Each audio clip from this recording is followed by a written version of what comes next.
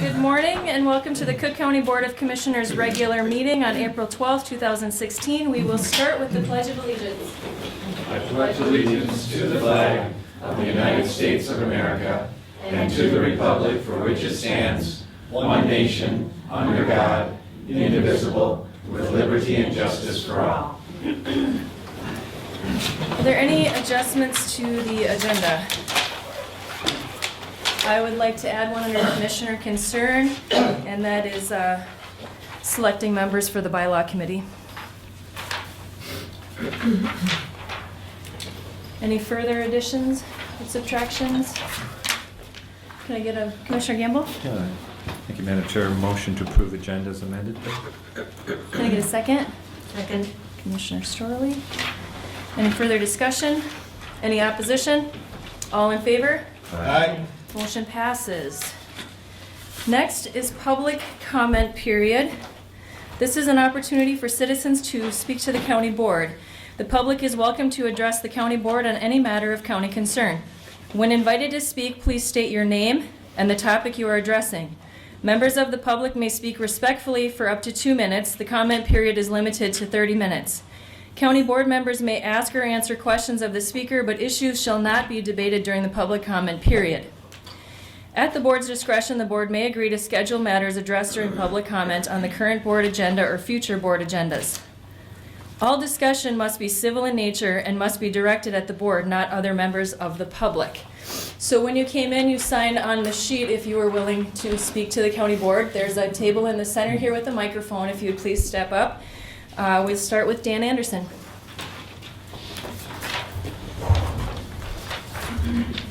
Good morning. My name is Dan Anderson. I work at Taconite Harbor. I've been down there for 25 years.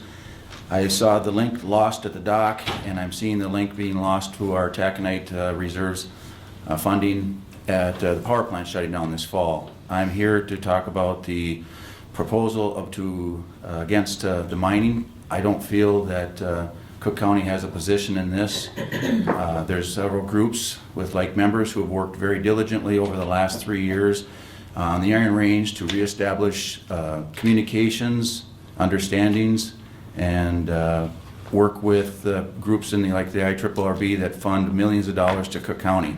I think we're jeopardizing that if we take a position on this. Governor Dayton has made his stance. I think that is plenty. And with us having nothing to do with the iron mining industry, I think that we're very fortunate that we have the taconite reserves for every property owner who is homesteaded here in Cook County. Our independent school district 166 is highly affected by that, and along with millions of other dollars of infrastructure that is put into Cook County through IRRB. I don't think we want to jeopardize that. I don't think we need to take a stance on that, and I don't think you should either. I think this is an act where we should take no action on it. Thank you, Dan. Thank you, Dan. Dave Seaton.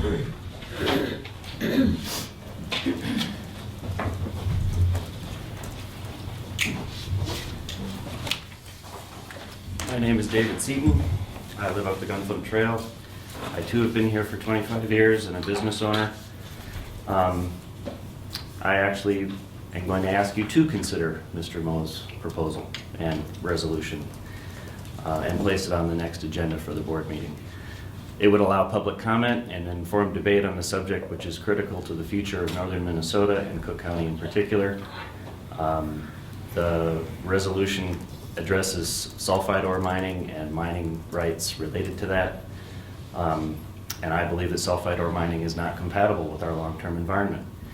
And while some people say we can mine safely, predictive science is based on assumptions, financial efficiencies, and finite calculations. And as we have seen in Cook County, nature is unpredictable, capricious, and constantly changing. We know history, and it says that mining of this kind always pollutes, period. To ignore history is to repeat it, and to ensure our future is your responsibility. So I ask that you add it to the agenda. I have a copy of my letter if you'd like to have that for the record. If you could hand it to Brady, he'll enter it. Thank you, Dave. Stacy Drulard.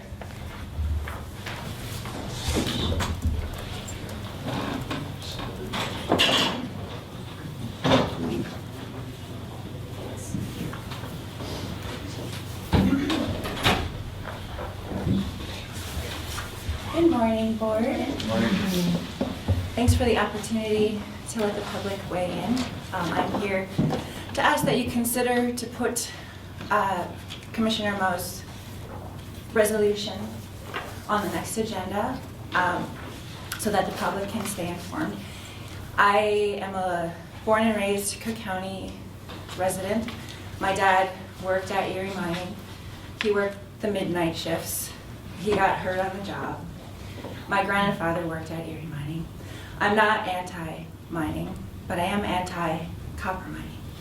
And 6 years ago, in front of a different board, I was here when Tony Surdich, who was then the head of the IRRB, presented on what the IRRB brings to our region. And it was at that time that I asked him to come up with one example of a non-polluting copper sulfide mine in the world. And 6 years later, no one has given us an answer. So respectfully, I ask that you put it on the agenda.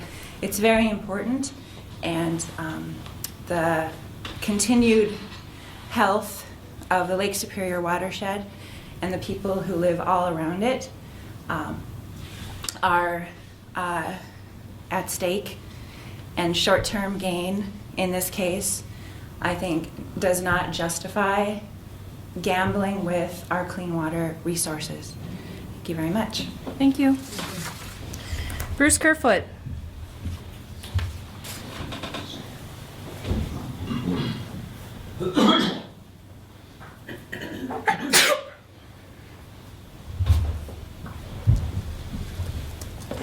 Well, I'm Bruce Kerfoot from up on the Gunflint, and I'm here too because of the issue of the mining on the agenda, or coming up. And I think we all understand there are two different mine proposals that have been discussed in the last couple of years. One is in the Boundary Waters watershed, and one's in the Lake Superior watershed. And the Lake Superior one is the one that I think is still prevailing. The one in the Boundary Waters is kind of dead in the water. And this is an open pit proposition. And we certainly have decades of open pit mining in Minnesota's history here recently. And it's all been done rather responsibly, and we don't have a pollutant problem of any significance. And there certainly is enough technology and everything that this proposal can go forward. But I certainly am here more or less to be sure that the county is well aware of the fact that if we rattle the cages and don't stick together as a bonded group in the legislative group in the northern part of the state, we jeopardize our participation in the IRRR Recovery Fund. And we're there tenuously at the very best.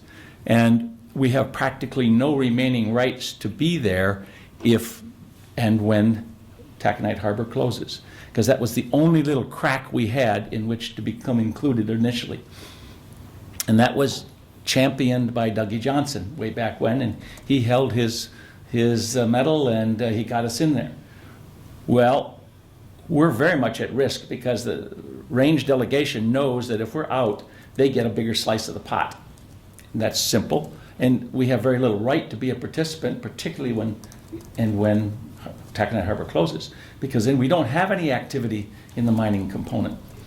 And that jeopardizes our health, economic health of Cook County, because we get millions of dollars, or several million, not so much per year in the million side, but we get thousands of dollars between our school district and our homestead rights and our IRRB.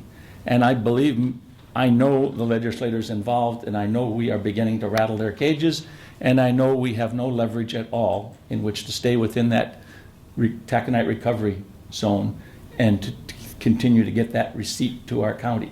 And I would be distraught if we lost those monies and you have to add that to our tax bills, because we aren't going to do with less than we've got, and if we're short that much that fast, we're going to have a hell of a wump on our taxation. So I think if your discussion moves forward in this area, I hope you weigh the consequences of an act that may or may not be in our best interests in a technology that's still being argued. And certainly the studies on that open pit mine have been exhaustive, and well thought out, and actually have the support now of the administration in saying that they have checks and balances that seem to be adequate. So I just want to be sure we're aware of the costs that we're going to inflict upon ourselves if we go forward and don't stick in unanimity with the rest of the Iron Range delegation. Thank you, Bruce. Thank you. Thanks, Bruce. Jim Boyd.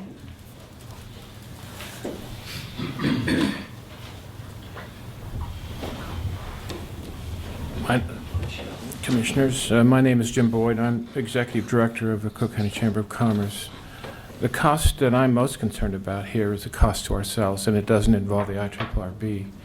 As you can see from Stacy's testimony and Dave's, there are a number of people in Cook County who share Commissioner Moe's passion for this resolution. But as you listen to Bruce Kerfoot and you listen to others, there are maybe as many, I don't know, on the other side who feel just as passionately.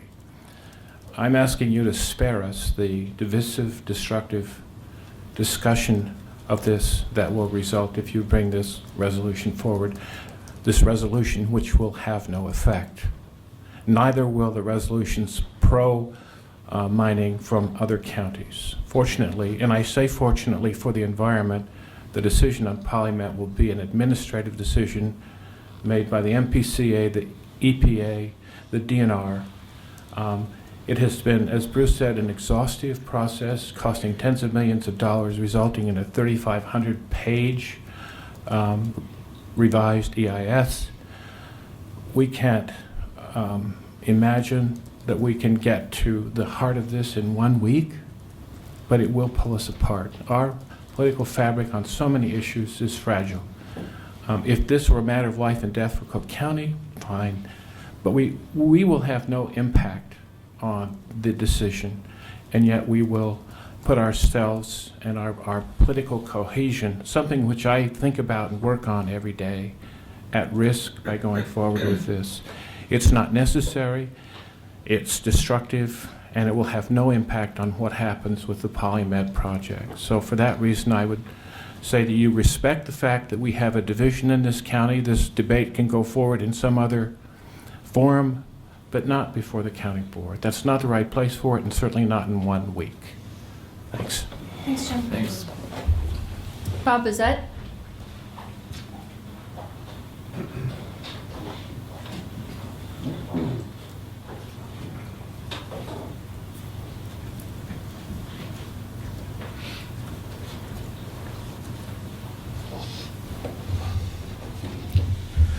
I'm Bob Bissett. I've lived here 14 years on Cascade Beach Road in Lutsen, and I've really enjoyed my time in Cook County, and I realize that it's a hot button issue, the mining issue, and that's what I'm here to talk about. And I think as I've lived here, I've really grown appreciative of what we have here, and I think it's one of the crown jewels of the world to have the Boundary Waters Wilderness Canoe Area in our backyard, and to have the clean water, the clean air, and the wonderful people we have here. And I think, although it could be a divisive issue, as many people have brought up, it's something that everybody has to weigh in on. And for that reason, I would like to see it added to the agenda for the county board so that they can get a sense of where the majority of Cook County people stand on this issue and respond accordingly. Personally, I guess I look at this in a happy and appreciative every day for being able to live in Cook County, have opportunities of the natural beauty and the natural resources that we have here. And I'm sad that it has to be in conflict sometimes with the people that live here. And I feel that while we're here now, I'd like to see it remain here for future generations. And I mean many future generations, intact. And I think it behooves each and every one of us to stand up for what we believe in as far as regarding future generations and what we want them to have. If they want to have a Boundary Waters Canoe Area Wilderness that we knew, or if they might possibly have something tainted. And I guess I feel that the science and all the research regarding the sulfide mining issue probably is not even enough to make an informed decision in 2016. But I would be willing to have the majority of the people in Cook County weigh in on this so the Cook County Board knows where the populace of Cook County stands. And for that reason, would ask that it be added to the agenda for future examination. Thank you. Thanks, Bob. Thanks, Bob. Rena Rogers.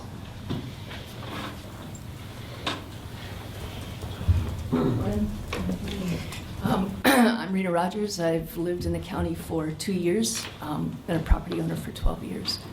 The issue of water is such a critical one to the world, and it's one that I feel very strongly about. And when I had the opportunity to weigh in public comments before, when they were collecting them, the DNR was collecting them, or whoever it was collecting them, I did that, and in writing and in person. I feel like there's nothing in the ground that's as valuable as that water, and I just feel very strongly about that. I understand the role that you all have, and I don't think it's a very easy one. As you know, I like to think about risk and impacts, and there are risks and impacts all over the place, and as you've heard all of them this morning. There are impacts to our budget and to our clean water. And so there are 3 ways you can approach risk. You can try to just accept the risk and just put your head in the sand and say, well, we'll just see what happens. It's out of our hands. You can try to mitigate the risk. You can try to do something that changes the level of the risk, which we see quite a bit in the reports and the way this has been moving, where people have said, well, we want them to put money up front, we want more studies, we want to do things like that. Or you can try to eliminate the risk. I don't know that you're in the position to eliminate the risk. You are in the position to either accept the risk or mitigate the risk. I personally think there's never any harm in a public conversation. And I would encourage that, I guess. Because I think there are strong feelings, and I think there are real risks and real impacts to suppressing that conversation. Thanks, Rena. We did have a few members that entered the commissioner chambers after the sign-up sheet was pulled and public comment was started. Of those people that entered the room, would any of you like to speak to public comment?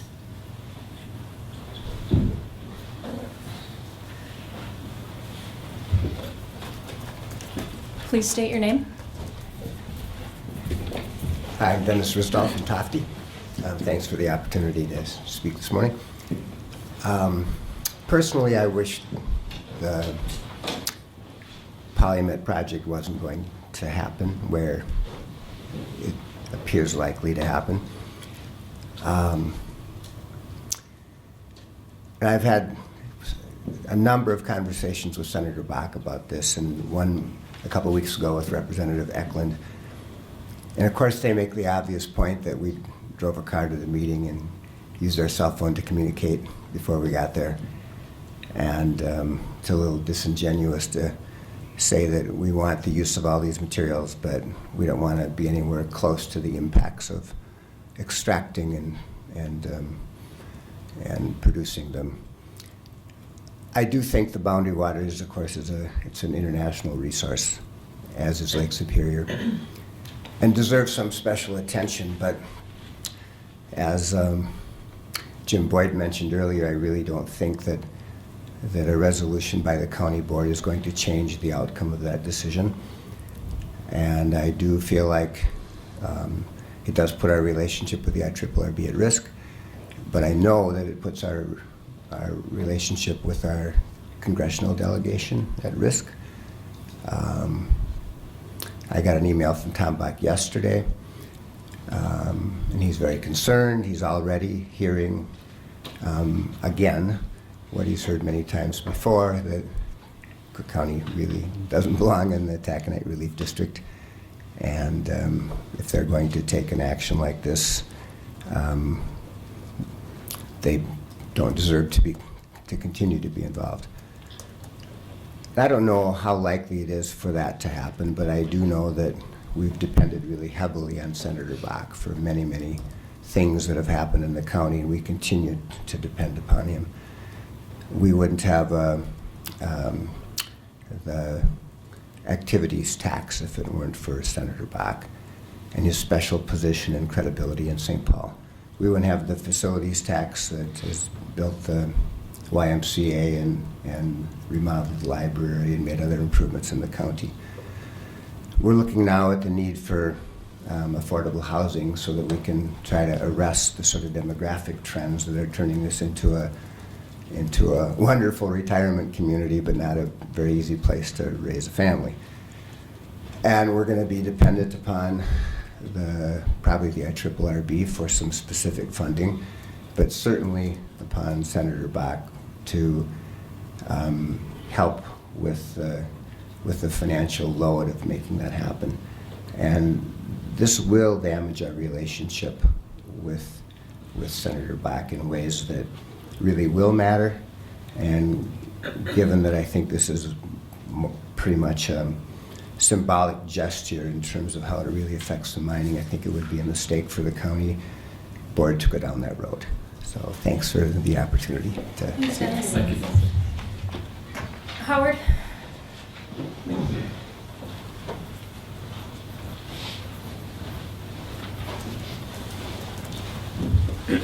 Madam Chair, Board, my name is Howard Hedstrom. Thank you for allowing me to come forward today. I'm as well came because of the proposed resolution you may consider on the mining issues. I've got a little unique history. I first grew up here. I went to college. I worked actually in the mines for about 5 years after college. So I've been part of a big mining operation and certainly know their impacts. But it's pretty localized. You know, I'm of the bent that the Polymet project is a good project, but that's really not, the ship has almost sailed, like it was said already, that whole decision process is in agencies now and probably in the courts eventually. So there's really no role for the county other than symbolic, as Dennis just said. I think there can be other forums, if people need to weigh in. There have been other forums. But for the board and for the county, to kind of echo what Jim and others have said, it's really bad optics.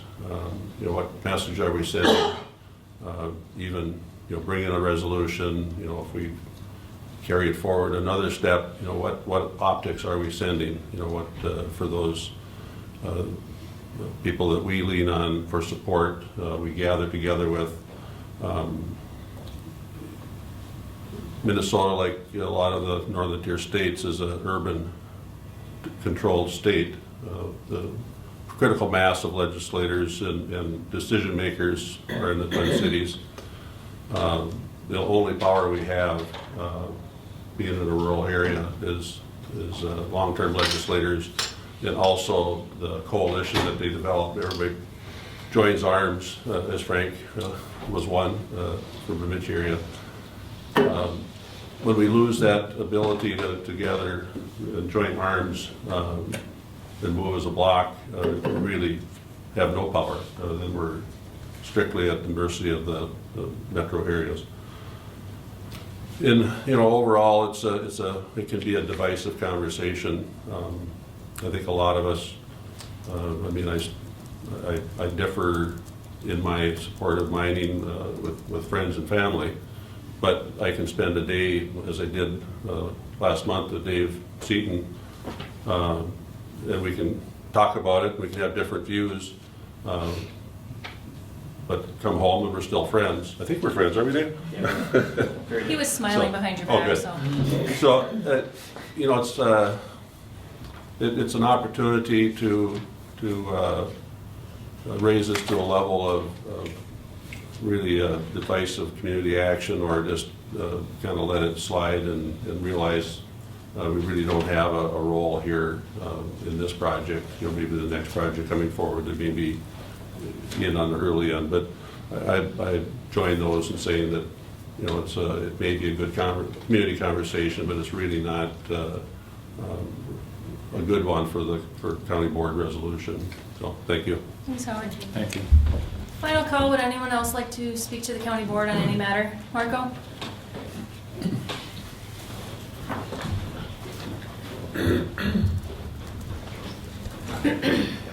Madam Chair, County Board, thank you for letting me speak.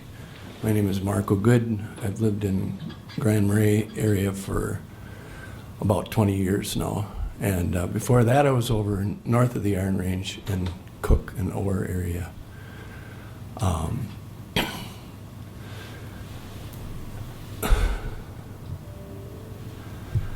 guess I'd just like to support Frank Moe's resolution.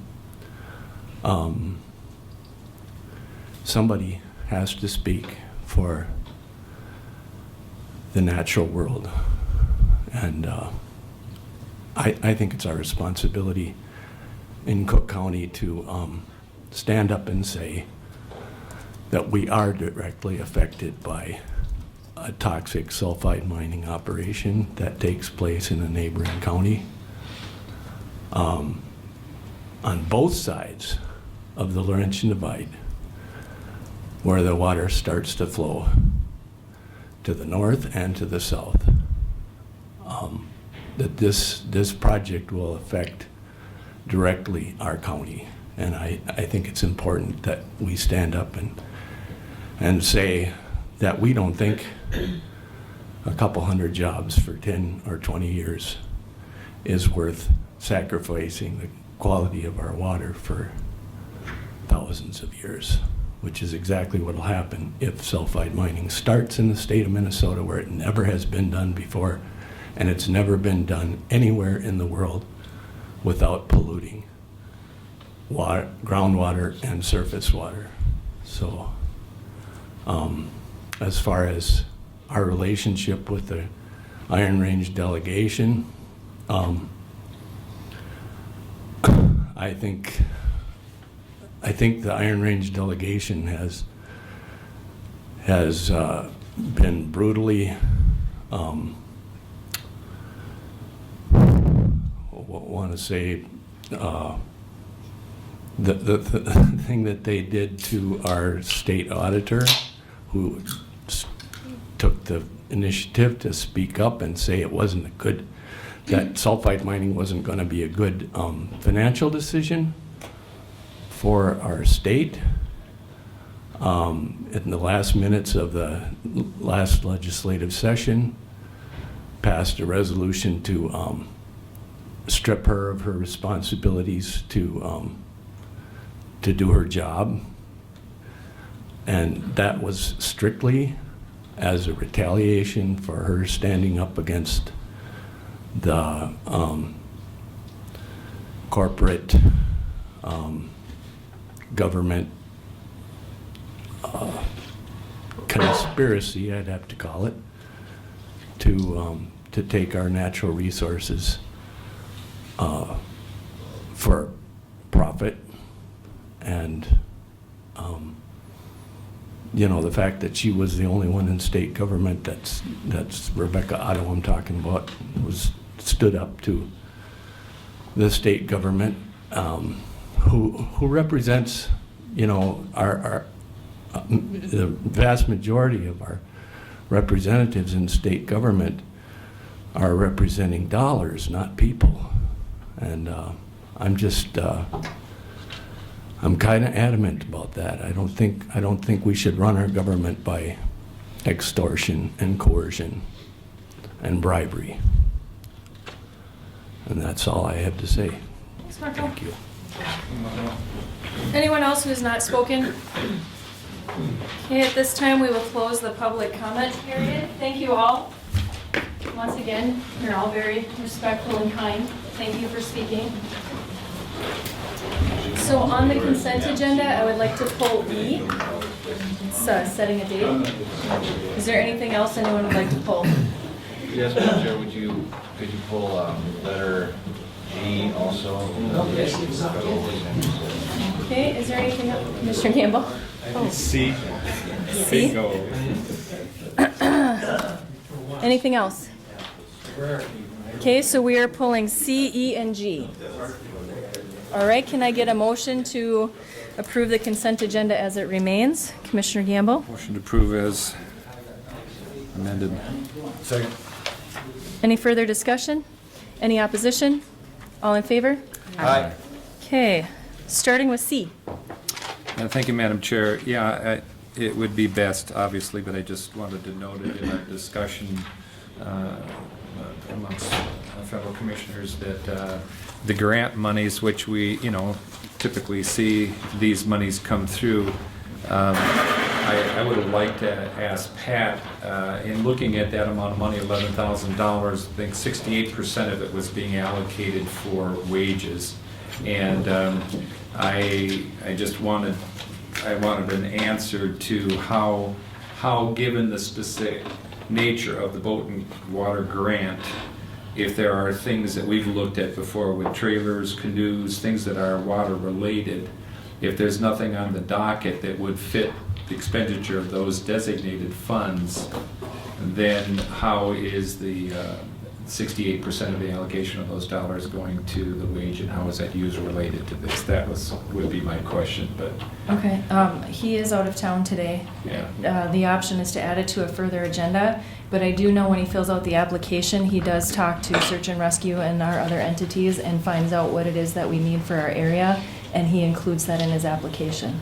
Yeah, just looking at the application again, the application is relative to these things that have come before the board that I'm talking about, material in nature. Yep. That we've seen those things, and at the point that monies come that are designated, if we just ask those questions and they be considered, I appreciate the fact that in checking with Search and Rescue, if there are things, they would be identified. But it was more, again, because we've had this come, we know it's coming, and we allocated. It's similar to the Homeland, funds, where a lot of it goes just because it's patrolling. But I just want to bring up as a board, it's something we should. Do you want to table it? Brady, is there any consequence relative to the timing of this? I couldn't tell you for certain, but I don't think so. I mean, if it's not going to impact the timing. Expiration date, June 30th? Then it would be nice to have that discussion, just given our role of oversight, but. Madam Chair, Commissioners? Yeah. Yep. I would just suggest this is an annual grant. This is something that's already been decided in the 2016 budget for the Sheriff's Department. It was already decided and reviewed line by line within that context. So I would just make that point, this being an annual grant. We've had the conversation about the allocation of funds as a point of consideration. Madam Chair, I mean, I understand that it's an annual grant, and that's why I sort of prefaced my comment in that regard. I just, given the fact that the large percentage of it is allocated for wage, I just like to have a question answer. Commissioner Moe? Thank you, Madam Chair. Commissioner Gamble, would you be comfortable if we pass this, but asked, since it is an annual grant and how ideally we will be applying for it again, that Pat give us that information the next time he comes to speak to the board, so we can answer those questions, and then we would have them for the future grant for next year.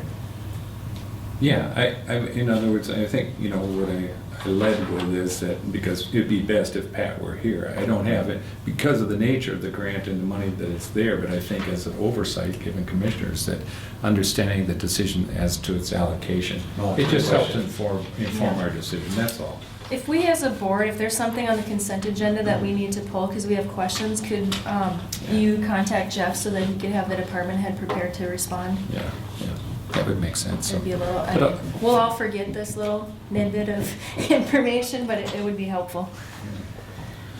Okay, can I get a motion? Motion to approve the 2016 Boat and Water Grant with the understanding that Sheriff Eliason will present more information to the county board when next time he comes. I support that. Commissioner Gamble, second. Any further discussion? Any opposition? All in favor? Aye. Aye. E, set the date for public hearing.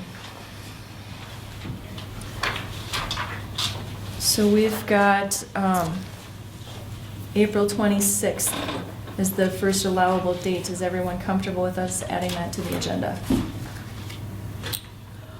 We're going to be here anyways. Sunk in. And are you thinking 10 a.m. again, Brady? Sure. Okay. Unless we think it'll be a short agenda, we want to do it a little bit earlier. So I make a motion to set the public hearing for miscellaneous fees at 10 a.m. on April 26th. A second. Commissioner Stroley seconds. Any further discussion? Any opposition? All in favor? Aye. Motion passes. G. Thank you, Madam Chair.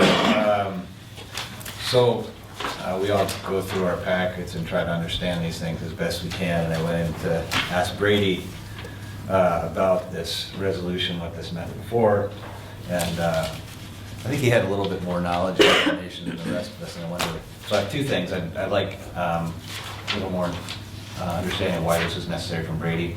And then, since it is a resolution and it's on the consent agenda, it's also, I think, a good opportunity for us as a county board to look at resolutions that are presented to us, either from us or from staff, and how they arrive at different places on the agenda. So first, if Brady would be. First of all, I don't have a lot of background on it, and that's one of the reasons for the resolution. This actually, instead of giving them a policy today, it actually extends it so that I have time to look at it, discuss it with the state auditors. They'll be up here in May. And actually, most counties are doing the same. They put this provision in that you can extend this so that, because it's brand new with some new policies that the federal government is requiring for grants that we receive. But I need more background in order to even address that question. So the resolution is to actually put it off for time to consider. Commissioner Gamble? Thank you, Madam Chair. Appreciate your noting that, Commissioner Moe, and I think the explanation is important. I think that the consent agenda by nature are things that we assume that it's very straightforward and understood. For things that are new like that, an explanation and the reason for the resolution to buy us time, I think it's informing a board. So I just from a learned experience standpoint, it'll help in the future on these kinds of things. I think it's good for us to have a discussion. Okay, can I get a motion? Madam Chair, I move to approve the resolution for federal award grant standards. I support buying time. Any further discussion? And Madam Chair, I do have another discussion point to end. We're in the middle of a motion. Is the discussion on the motion? On the issue. On G? Discussion. Resolution for federal. If it is, I want to make sure that I have an opportunity to ask the board's input as to how resolutions come on different places in the agenda. I have added that to employee concerns. We can review the agreement that we made as a board a few months ago under commissioner concerns for resolutions. Okay. I have a motion and a second. Any further discussion? Any opposition? All in favor? Aye. Molly? Madam Chair, I just have a question then. You added to employee concerns selecting members to a bylaws committee? Yep. Is that what you're referring to? Could we have that discussion prior to letter E, the resolution that I've brought before the board? Could we put that discussion at E and then the resolution at F? That's fine. Great, thank you. Molly? Thank you, Madam Chair. I'm requesting that the court, or that the court. The Board of Commissioners. You're new. We've been called kangaroo court, so. Move to pass a resolution to ratify some signatures on a loan and security agreement and a promissory note. These are, the resolution is already drafted and attached to my request along with the agreement that's already been signed. This concerns a revolving loan fund loan to Sandra McWaters in the amount of $71,650. The court commissioners already approved the loan, and the signatures on the agreement now need to be ratified. Typically, it's my preferred method to get a resolution authorizing signatures before they happen, but timelines did not line up to be able to do that for this amendment. So we're asking that the commissioners effectively retroactively authorize these signatures, called ratification. Okay, we'll start with discussion. Commissioner Moe? I have no questions. No problem. Commissioner Gamble? No question, understand? Commissioner Storley? I have no questions.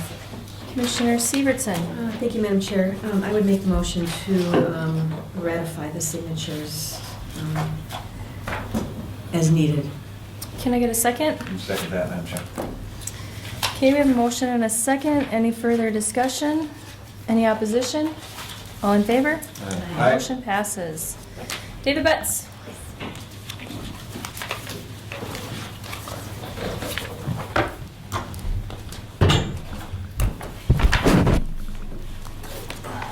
Morning. I have one item for the board's consideration this morning. We have a special event permit, and the board knows that we've been passing these through on consent quite a bit, but this is a new event, and we wanted to make sure that the board was aware of this, didn't have any concerns. So attached in your packet, you should all have a map like this, is that correct? We had it on our desk this morning. Okay. For that. So this is, I'm going to murder this because I don't speak French, but Le Grand Nord cycling event for this. We've been talking with Jeremy Kershaw is the person who's sponsoring this event. He is not local to Cook County, so I normally, actually, none of you were here when we started the 99er, but we had Adam come, but because it was a long distance for him, I figured we can talk through it, and if there's more concerns, we can table it and have Jeremy come up. So I'm going to run through for you on kind of what they're thinking and what they want to do. This is a kind of, the way it's been described to me is kind of a race, but not really a race. If that makes any sense. It doesn't make a lot of sense to me too. No winners and no losers. Yeah, I'm treating it like a race for my evaluation. So there's a few areas of concern. The first is they want to start at the parking lot on the end of Broadway at Seagull, or at the, not Seagull, at the Coast Guard station. So that'll require a temporary closure for them to start on Broadway. I would anticipate just a one-lane closure on that. They can stay to the right on that. They were a little concerned about having to do traffic control there, and I explained to them that World's Best Donuts is open. So that'll be a little bit of a hassle in the morning for them, so he kind of understood that. I should mention, this is Memorial Day weekend, the Saturday Memorial Day weekend, which is May 28th for that. They'll come out, they're going to turn on to 61.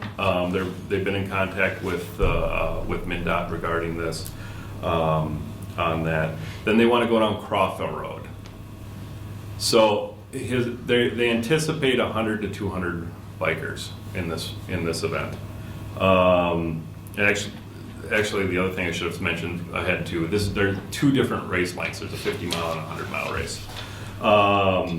And so they're going to want to go down Crawford Road.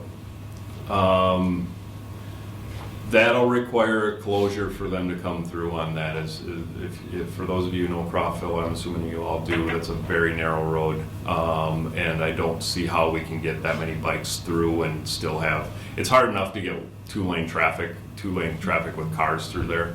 And there's some spots where cars can't pass each other or can't meet each other. You have to kind of pull off the road to let somebody by. So that'll require temporary closure. They're proposing to have a lead car on that. I'm requesting that they have event staff at the far eastern end of Crawford to stop traffic from coming in, opposing the bikers as they go along Crawford to the east. On that, then they're going to come back up on 61 again. On that, they're going to go up. They're going to turn up the Linskog Road. Which I don't have a lot of concern about, other than there's a few twists and turns in there, so hopefully everybody will follow the bike laws, traffic laws, and then turn on to 60, and then we're going to talk about the 100-mile race to start with. 60 and then 14 and come down East 14, along 61 again, then back up 69, and again, that's a similar situation with Linscoop, where that's kind of a twisty-turny road a little bit on that lower end, on North, and then on North Road, and then they'll be up on top and come over to the Arrowhead. They're gonna continue up the Arrowhead, and then move around on some of the DNR roads, Jackson Lake Road and Otter Lake Road. They're gonna come back and loop back to 16 for a short stretch between the Otter Lake Road and the Shoe Lake Road. So again, we're gonna have, that's a right turn onto 61, or on 16, I'm not too worried about it. My bigger concern is the left turn onto Shoe Lake Road, because it's a little bit of a blind corner there. So we're requesting that they have event staff there as they turn onto the Shoe Lake Road. They're gonna take Shoe Lake and Greenwood all the way over to the Gunflint on that. And then from there, they're going to turn left onto the Gunflint. So again, we want event staff at that location to control them as they come out onto the Gunflint. As you know, Memorial Day up here is hit and miss, whether it's really busy or really dead. So I'm going to go with the assumption that we'll have a busy Memorial Day weekend. So so they'll turn down, and then they're just going to bebop down. I think it's a half a mile down to the Pine Mountain Road, and then they're going to take the Pine Mountain Road back to 8. So I'm going to stop at that point right there, because we're going to go back to the 50-mile race, which is the same route as I described up to 14, and then they're going to take Trout Lake Road over to Gunflint, and then they want to go north on the Gunflint up to Pine Mountain Road. So this is where, that Pine Mountain Road is where the two races come back together with each other again. Generally speaking, that's about our best section of the Gunflint to have that going on. We have wide shoulders, they're gravel and grass, but they're wide shoulders on that road. It's the only part that meets standards for the Gunflint. So I think we can accommodate them. What I don't want to have happen is, I know that there was it wasn't really an event, we didn't permit it, but I know that at one point there, a year or two ago, there was a bike race up the Gunflint, and they ended up taking up like the whole lane. Not a bike race, but it was more like an awareness 73 ride or something enthusiasts. like that.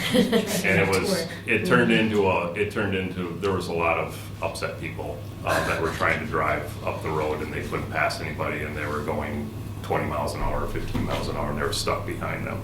So what I've requested, or part of my requirements in here is that they hold the single file on that road, and that and accept to pass, so that we aren't blocking the people that want to go fishing or go up to the lodges or whatever event might be going up the trail for that. So on that, so then they're gonna come back to Pine Mountain Road, down through Pine Mountain Road, and again on Highway 8. So at Pine Mountain Road, as you know, Highway 8 is in good shape. It's got wide shoulders and stuff like that, but again, restrict them to the shoulders on that, except to pass on 8. But then once we get past the reconstructed part, again, for those of you that know that road going out to Bolly Creek, it's twisty, turny, and narrow. So I want them to hold off to there. So that's an area of concern for us. The 100-mile race goes out to Bolly Creek. The 50-mile race turns and goes to South Shore, and again, that's the same similar road as what we have on the west part of 8, twisty turny. The 50-mile race is going to go on South Shore down over to Meridian Road and cut down to Highway 6 on there. The 100-mile race goes over to Bolly Creek and comes down 48. And which shouldn't be too bad. It's a fairly straight road. Just coming down the hill to 7 shouldn't be a problem. 6 is a little bit of a concern, if for those of you who know 6, on that lower part, it's twisty, turny, and the vehicles like to take as much of the road as possible through those turns. And As fast as they can. As fast as they can, yeah. So I have a little concern over that. I think we can accommodate it. By this time, the bikers should be all spread out pretty far. It shouldn't be a large pack, yeah. They'll be spread out by the time you get to top of Linscoop. Probably. So, I was gonna say for the last part of their race, that might be kind of fun on a bike to go up and down 6. so then they're gonna turn left, both of those races at 48 and 6, which are a few hundred feet apart from each other. They're going to come in, and they're gonna come in on 7 with that. And so those will be both left turns. Again, I would like to see event staff at that location. And then the big ask that I just got before we did this was they would like to close the old Gunflint Trail on 7 for the first part of the race to allow bikers to come through the intersection without having to stop. So I want you to, if the board can consider that, and then it's going to terminate at the Y, is where the event's going to terminate. So they'll also have event staff for that left turn into the Y parking lot and going from there. So my conditions are listed in my memo, but I think I've covered most of them. Correct signing we need to have. I didn't mention that, but that's one of the things is just notices of bike race events and bike race event ahead, so that drivers can keep an eye out for them. And this. The closure if the board approves the closure of 15, I would definitely want county staff, whether it's the sheriff's department or the highway department, to control that closure. And then, did I mention that they just want it for the first few racers that are really trying to go, and then from there, their intention is to use stop sign and cross on that. And then our standard one, formal approval of bench routes and agreeing to pay for county staff time and things like that. And then we need to get a final signage and traffic control plan from them too, but we can work that out between now and the race. So with that, I'd be happy to answer any questions. Hopefully I didn't confuse you. Commissioner Siebertson? Thank you, Madam Chair. I'm very confused, Dave, but Okay. wow, you've done a lot of work on this.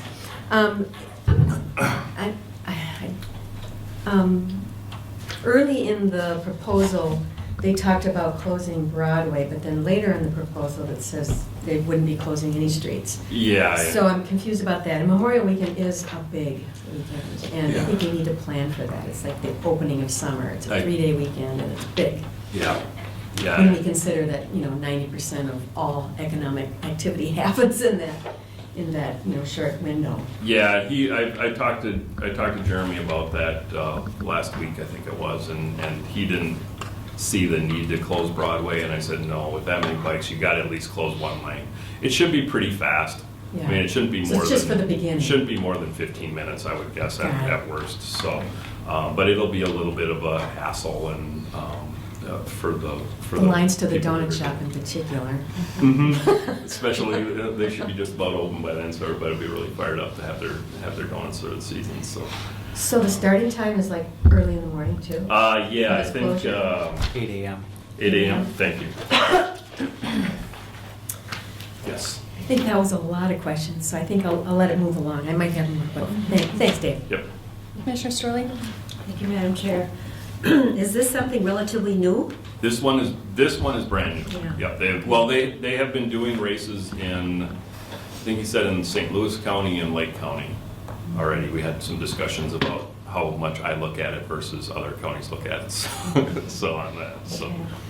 So you've not worked with this group? I have not. And the confidence that you have in the group to man some of these points, and then also the county workers to be involved on Memorial Weekend? Yeah, I have talked to our staff, and they thought some of the guys said that they probably would be willing to come in for a little while to do that. So, but it'd be under our contract, it's a minimum of 2 hours for our guys. So whether they want to do it for a half an hour or not, we still have to pay them for 2 hours. So with that, so yeah, so it'll be.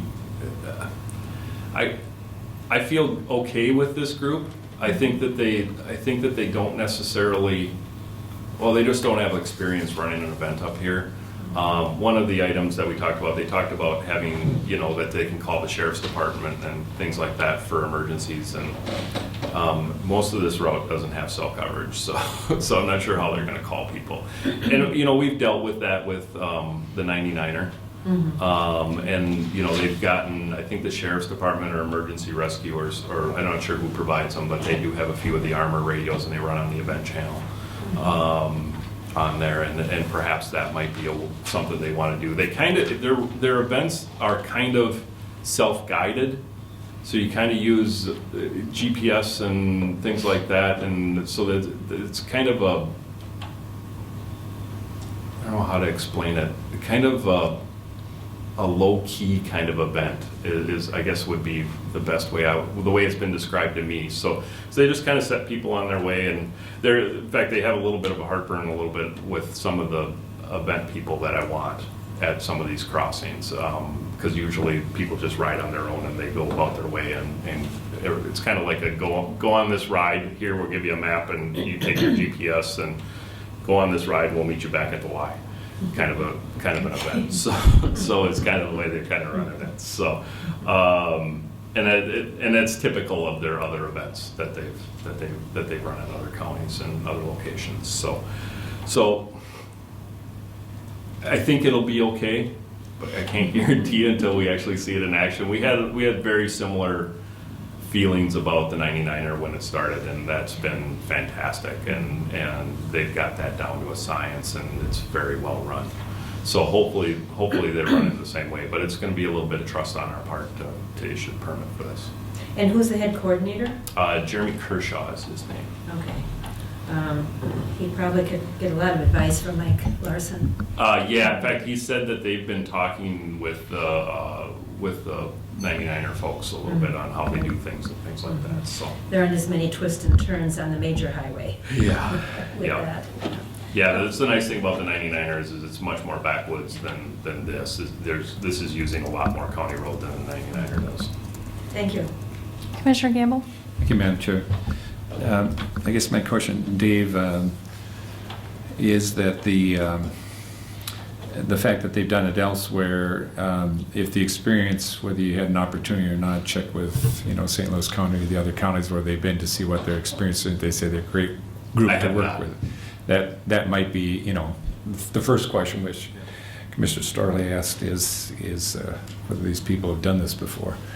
And then it sounds a little more like a charity run than a race. A charity run is more people sign up for miles and it's just accomplishing it, as opposed to like the 99er, which is a race. Yes. And there's an element of risk that's introduced with a race that doesn't exist with somebody that's just going on an excursion, so to speak. Yeah. Because when you're looking at single file on the gunflint, people will do that in the situation of an excursion, but they'd be antsy not to be able to make up some time. And so my point is, whether or not we understand the nature of the race conducive to what we're prescribing for how we're going to, run it. But I think it's more race than a charity run. Is the impression I've gotten, but it's not like the 99er. And in that case, like in the race car, for autos, when there's a caution flag, everybody has to stay there, whatever. So it's sort of, there's going to be an element in this in which everybody has to go to the caution flag, and there won't be passing opportunity. Yeah, I think that's the important thing, especially on the busier roads that they want to use. Well, I appreciate the thoroughness and asking the questions ahead of time. It's better to do that than end up dealing with the consequences. Thank you. Commissioner Moe? Thank you, Madam Chair. Thank you, Dave. So the explosion of the 99er has shown us what a demand there is for bike events, and then all those people come and they stay in the hotels and eat at our restaurants, and as Commissioner Stevenson said, Memorial Day weekend can be hit or miss. So having an event like this where we could guarantee virtually a certain and growing number of people coming to do it, I think is really worth the investment, and I appreciate you taking the time to work through the details. And I know this route, it's a beautiful route, especially this 100-mile route.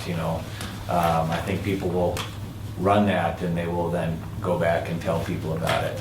That was kind of their goal, was Jeremy, when we first started talking about this 6 months ago, was They wanted that kind of scenic route and kind of woodsy, out in the middle of nowhere kind of feel to it. Yeah, well, you've done very well at that, and my thoughts are, if you feel comfortable with the riders on the Gunflint Trail, and if you feel comfortable with had those 2 closures, you know, the old Gunflint, again, that'll be just a short period of time too, where it's Hopefully, closed. yes. At the Yeah. very beginning of the race, everybody's going to be through there quickly. I think that's for the purposes of a race, I think that's a reasonable request. If you're starting a race, then all of a sudden you're stopping, you know, I mean, anybody who's actually a real racer will not really be that happy about that. And I do a lot of events where they temporarily shut down the main street in downtown, and it's a pain in the butt for the organizers and the city. But the benefit to the event and the staging of the event and the atmosphere is really worth it. You know, you can get thousands of people downtown. In this case, it'll be hundreds for sure. Yeah. And then they buy donuts, you know, I mean, whatever else. So anyway, I have no questions. As long as you feel comfortable with the closures, then I would be strongly supportive. As comfortable as I can be. Oh, the one other thing that I did have in my conclusion, or in my thing that I wanted to mention to the board and for the public that's watching, is one of the things I do want them to do is I do want them to they will send a letter to the residents on 87 on Croftville Road, because that'll be they'll be basically pinned in their houses for however long it takes to get those bikes through. So they think it's 15 minutes. I think it might be a little longer than that, but so yeah, that's one of the things I wanted to do. We kind of balked at that a little bit, but I think that's a courtesy because that's really a very residential road, and so we don't want any hurt feelings on that. I think it's in their best interest. So and then we'll assist them with getting some and we'll work with GIS and assist them in getting mailing addresses for everybody on that road. So that's a pretty easy task for us. So on that, so that's the other one I wanted to make sure that the board knew. So. Hey Dave, if you're comfortable in putting my faith in you, because I am absolutely terrified and horrified. This is the first time in 20 years that resorts on the Gunflint Trail are booked for fishing opener Mother's Day. Oh, that's great. It is great. I'm glad the race isn't on that weekend. But as a person who drove the Gunflint Trail during the casual riders, this scares the bejesus out of me. But if you're okay with it, I'm okay with it. I'm as okay with it as I can be. Let's put it that way. I mean, There's a human element involved in this. Yeah. I'm tempted to check out my blood pressure right now because I'm a natural worrier, and especially when you mention the Gunflint Trails and doing an event on the Gunflint Trail, I get really worried about that. So, Madam Chair. It's good for the community. Commissioners, I just make a comment. I'm registered, so I can. Oh, I guess it's good thing you can't vote then. I'm not actually supposed to see the route, but I knew what the route was anyway. In 10 days, I'm going to be down in Stillwater area, and 3 years ago, we had 4,500 people riding on public roads. And as these events grow, Heck of the North has been in operation out of Two Harbors since 2009. So if there had been, and their goal is to take these things off of the major roads as much as they can. The whole thought behind a gravel grinder is to get out and ride things where there aren't cars. So their development every year in the Lake County and St. Louis County is to get off of the major roads and onto the two-lane as much as they, or the double track as much as they can. And it's tougher, it's a bigger challenge here than it is there because there's so many roads that just go to nowhere here. Well, that's the other part that scares me is Pine Mountain Road is a lovely road for people to travel slowly and stare out the window and not look in front of them. And Memorial Weekend is one of the first weekends that the road is actually drivable. So. But I've also run races in Nisswa has a marathon, half marathon, and the Lakeshore residents, we run around the lakes, and the participants are all very courteous. 100 to 200 people. By the time you get past Croftville, will be so spread out that you'll be seeing groups of 2 or 3. You'll be seeing the people who registered together, riding together. And then another quarter mile, you see another group of 2 or 3. There's very few people who will be racing this. Everybody else is just going out to set a pace and try to finish at a desired pace. These guys all just want to get to Voyager Brewing at the end. Not the why? The gravel. Really? Not Yeah. the why? They want to swim after. Gravel grinding is all about finishing with a growler. So that, I mean, that's kind of the whole thought behind Gravel this type. grinding growler. Yes. Yeah. So that's just, Groaning in between the. the Heck of the North group has been producing races since 2009. This is their attempt to add a second race, and they want to do it here because of the opportunity we have with the scenery and the elevations, and the local SCA Superior Cycling Club is going to be actively participating in this. So there's going to be a lot of people around who know the areas, who know the roads, and there will be opportunity for comment next year. Hopefully, it grows. Obviously, if it grows on that weekend, it grows and fills in spaces of places that are already busy. But I think if it grows, there'll be opportunity to have conversation about what the route looks like. So Dave, you need a motion to pass and include the closing of 7 and Old Gunflint? I think if you just approve, pending my comments, I think you'd have it covered. Approve the permit as presented and pending my comments. Okay, Commissioner Gamble? Thank you, Madam Chair. Motion to approve the French race. That might not be a race. Yeah, with the stipulated, identified conditions. In second, Madam Chair. Any further discussion? Any opposition? All in favor? Aye. Motion passes. Thanks for your work on this, Dave. Jeff? Thank you, Madam Chair. The first item, 6A, is actually we had a conversation at our last meeting about whether the board would make a resolution to support the Safe Routes to School updated plan from December of 2015, or whether they would make a motion in support of, having had a chance to review the plan with Attorney Hicken, and knowing that what the city had done is to make a motion in support of the Safe Routes to School update from 2015.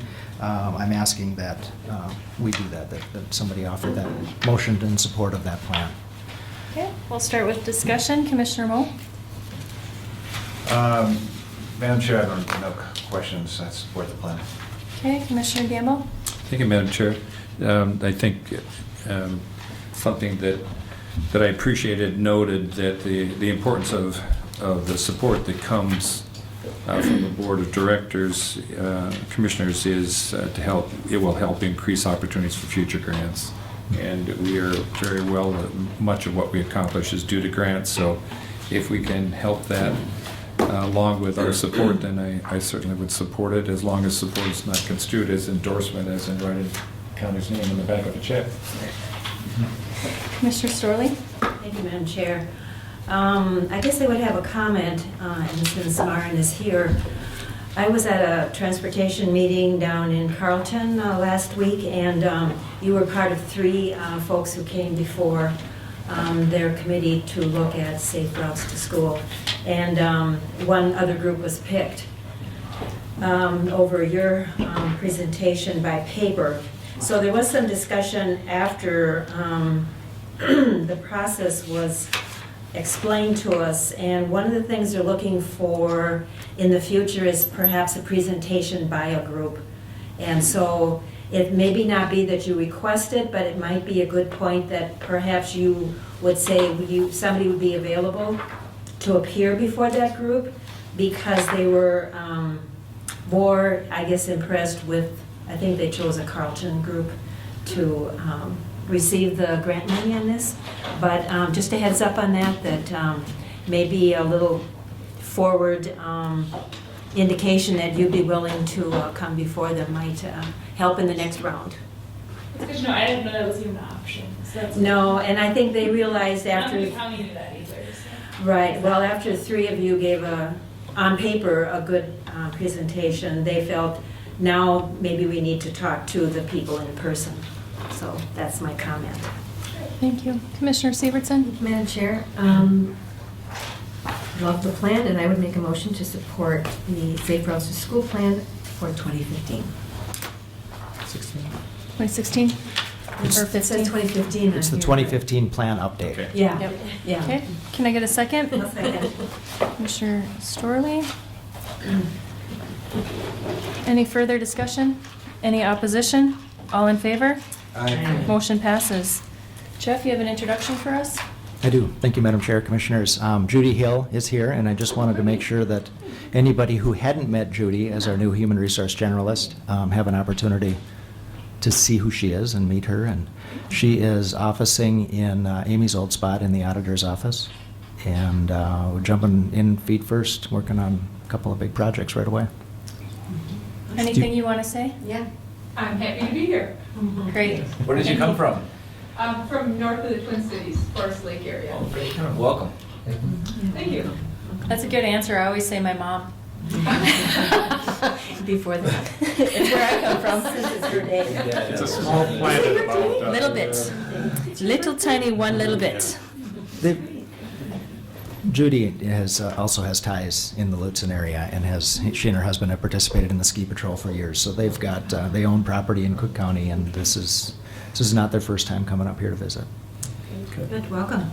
Thanks for planting your roots here. Have a good afternoon. Thank you. Come by. Jeff, you have administrator updates? Yeah, I have a couple of quick updates.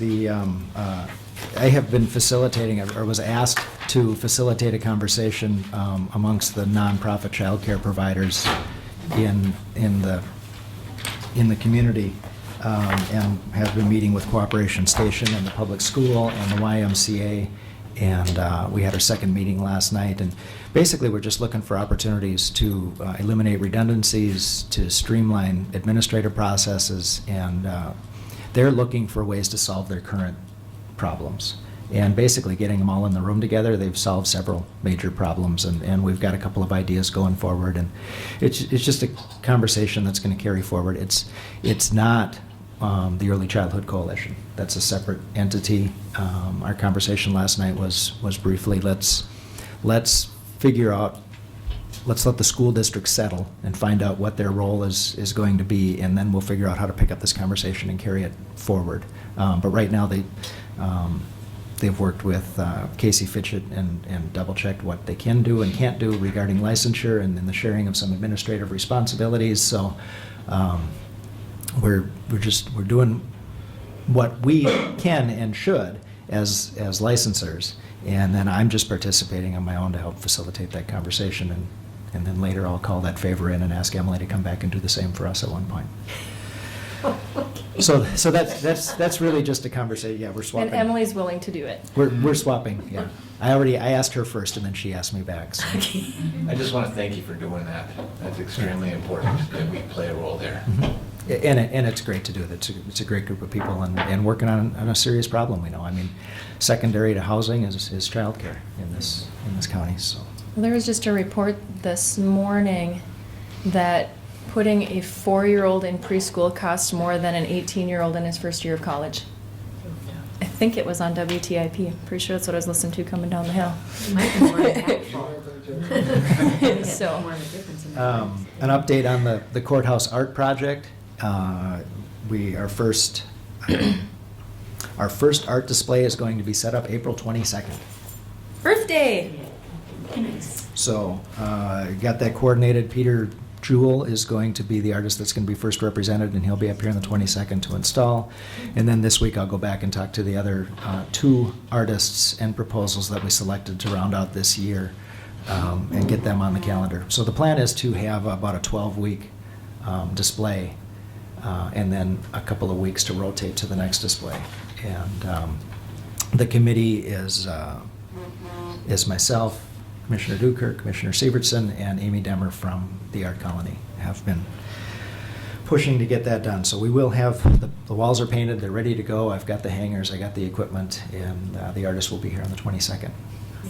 Madam Chair, Jeff, where will they be displayed? The main hallway to the auditor's office. As you come in along that Yep. corridor? We've got rails hung in that main corridor between the front hallway and the administrator's office on both sides. And we took down the maps, and the maps are going to be relocated back towards planning and zoning.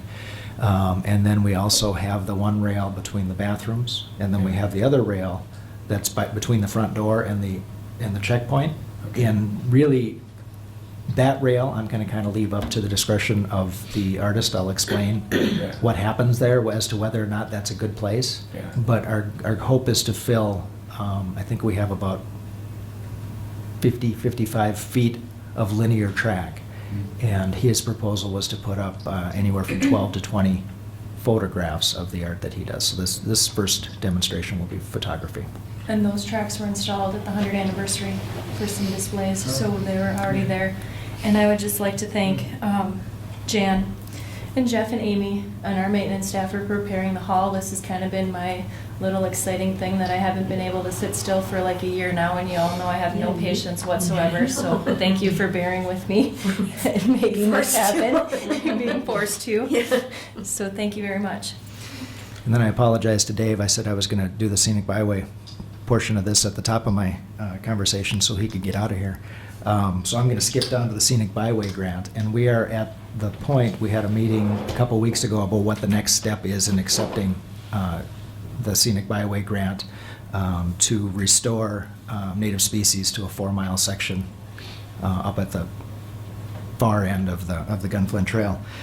And had a conversation with the group, and then had a conversation with Dave yesterday, and Dave is ready to support and sign off on that. There's a couple of concerns and questions that both Dave and I want the board to be aware of as we're doing this. Is one, the restoration of native grasses, the germination percentage is significantly more challenging than the germination of the one of the traditional MnDOT mixes that Dave has been using to restore construction areas in other parts of the county, or even in work on the Gunflint Trail. So one is a philosophical question about at some point we need to have a conversation. If natural species require more money up front and more maintenance as we go on, we have to remember, we don't make that policy, you folks do, but we have to give you the best information so you can make a good decision on that. So at the end of our conversation yesterday, I think Dave was saying, well, this is probably a really good test pilot because we haven't seen this model done. But this is a really, their proposal is to eliminate non-invasive species and plant, and eliminate and plant over a 3-year period to restore a 4-mile section of highway. So it's going to be intensive. That's what they got the grant for. The second part is the project will likely overrun what we're going to be getting for a grant. And it is planned at this point, if we go ahead and really get moving with the process, the planning process that's ready, we'd probably be doing 17, 18, and 19. Dave, do you have comments on that? No, that's about it. It's the plan is really what I've seen doing natives and prairies when I've seen this done before, which is it's a long process to establish them, and it's really difficult. I mean, we tried to plan it with our two Gunflint projects, and the germination rate for the natives was almost 0 on that. And it's not like we just sprinkled seed. We did hydroseeding and blanket and everything like that. And it's tough, really tough soils up there, especially because there's very little organic up there. It's pretty inorganic up there for the soils, and it's rocks and sands and gravels is pretty much what's there. So it's difficult. I mean, if you're going to have any luck doing it, this is the method that I think you need to do. Is their plan is to, you come in, you kill for a year, and then you come back the next year and seed and let that grow, and then come back the next year and you might have to do some overseeding, and you might have to do some weeding and things like that. It's if we're going to establish anything, I think this is the model. What Jeff and I talked about is that certainly this is not something that we do as a highway department is to basically tend it. Not I don't mean this to sound flippant, but this is kind of what it is. You're tending a garden, and on this, and so I think that there's opportunities to do that in the county, but I think, you know, but I think if we're going to do this, this is, you know, probably the method that you'll have to do to try to get something up there. And they might have to import, you know, once they get a landscape architect on board to do the design for this, you know, they might have to import topsoil to get this to work.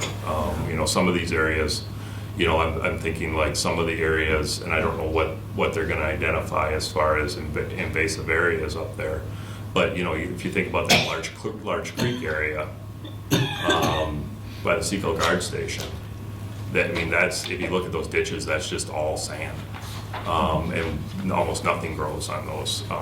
There's just little spindly grasses that look like fescues to me on there, but mostly it's just bare sand and gravel. So we'll see what happens, but yeah. Dave, thank you so much, because I know that this was above and beyond call of duty to work with this and figure out the plant species, and the time that Sam put into it was really crucial. One thing we haven't utilized, and we could probably start to pull in at this point, but it's been hard, is when Angelique was our invasive plant coordinator, she said there was funding and resources available to help out with that, and then we had Laurel come in, and now I'm not sure if Laurel is still there. No, Laurel is in Lake County now. Yeah, so that's been a problem for us, but I know that that was a resource that we could use for not only funding, but for volunteers. Mm-hmm. So when the next person comes in, I can take the initiative on that, because I know you're busy. Yeah, and then, you know, and one of the things, you know, from the goals from our highway standpoint, Jeff and I talked about this, is you know, when we do a construction project or something like that, we're trying to stay right with the MPCA, which is establish ground cover immediately and maintain long-term ground cover, and that's one of the challenges that we have with trying to do something like this. So, you know, some naturals or unnaturals, depending upon how you look at it, have sprouted up, and, you know, we still have a blanket over those areas, and eventually they'll fill in with the surroundings of plants, but it's difficult for us. Mr. Nabel? Madam Chair. I mean, this is part of what's identified in the One Watershed, One Plan, as well as seeding with, you know, natural seeds and vegetation. And I think that if there's money that's allocated so that we're in a position to be able to use what we'll call our understanding of best practices and trying to see if this is going to work. And this is to Jeff's comment that we have some monies now, but we might need additional monies, you know, moving forward. I think, you know, there's an awful lot of testing in things. We initially research it, understand what our best practices is. We give it a try under the best circumstances to see if it's going to be successful. If it is, then I think we can move forward with an intent. But it's going to be an evaluation of how much we spend relative to our return on investment. And as it relates to the One Watershed, One Plan, that in that situation, our primary focus is to slow the flow. And so if you say that, our understanding of that would be that we would want to have vegetation as quick as we can get it and as thick as we can get it to slow the flow. And so if we do something, we need to identify what is our priority relative to intention. And this sounds like with the money provided, using best practices, we'll have a chance to see how successful we are. Mr. Stroley? Thank you, Madam Chair.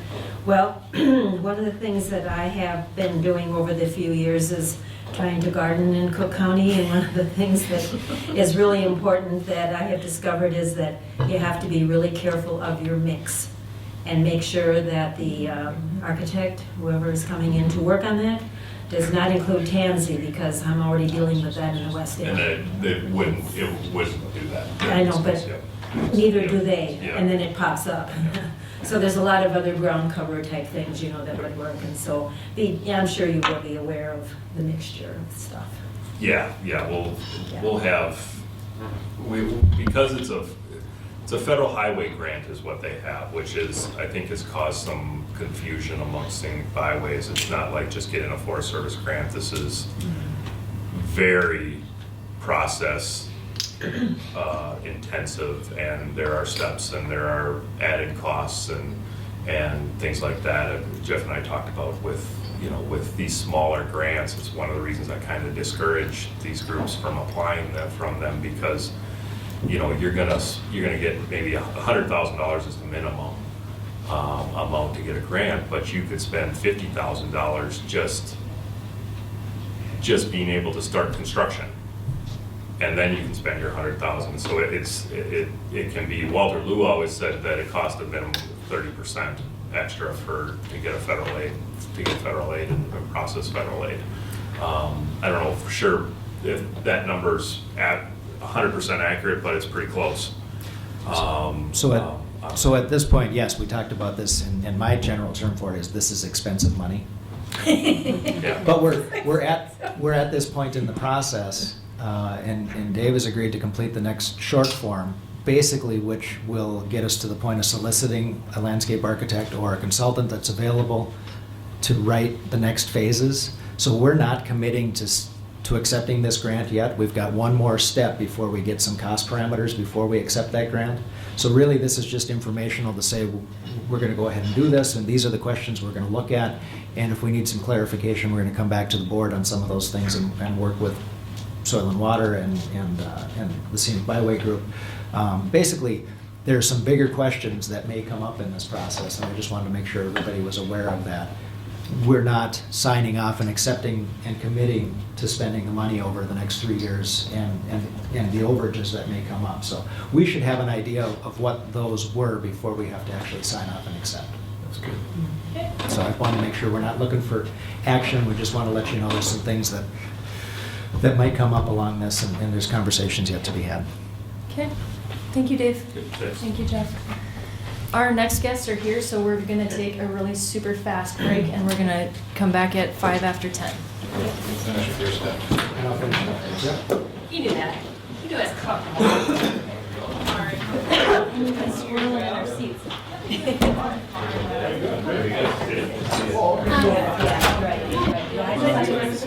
Meeting Thursday, if you remember what I said.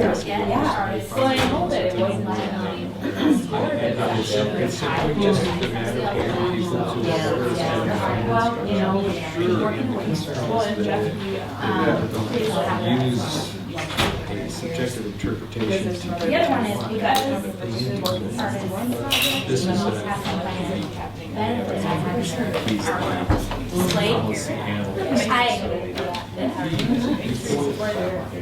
I don't know what his name was. I just called the fire department. I said, here's my question. I said, what do you do? Oh, yeah. Yeah, no, I called the state. Because the thing is that the state is And we have Amy, so I think you're actually right. I remember. So before we're doing all this, we should come up with a contract. It's better than it was then. Yeah. And we should verify that before we Yeah, do it's not stuff. good. Yeah. It won't take much, I have that. But public spaces is kind of one of the determining factors, and you know, it's a, so. Now, or at least not costing This as guy's much. photographs of rock sculptures that he's painted. Thank you very much. You know, a lot of landscape, that's 100 feet, 115 feet. Collectively, the last 4 So if you get 150, I said, I'm not drawing very good. I'm sure. It's your land. It's your land. They can't tell you how to do that. When that land's Bottom of the pile. Yeah, so I'll get you what we've been working on, and we probably should have a contract. Maybe I'll get a contract because she's probably already done one. Amy Demmer. Oh, okay, yeah. She's already Yeah. done it. Yep, I bet she does. So. I bet she does. Good question. Yep. I don't know if it's been honest as to what the intention is. And this is frustrating, so now what we do is we use something to push I an know, I agenda. stepped in because I want to make sure there's something I could eat. I hold that. Well, if you go longer than it is, you're not walking. Well, I have a plethora of allergies, so Well, no, I have allergies to food. So. Look at this. So did I, we said from the last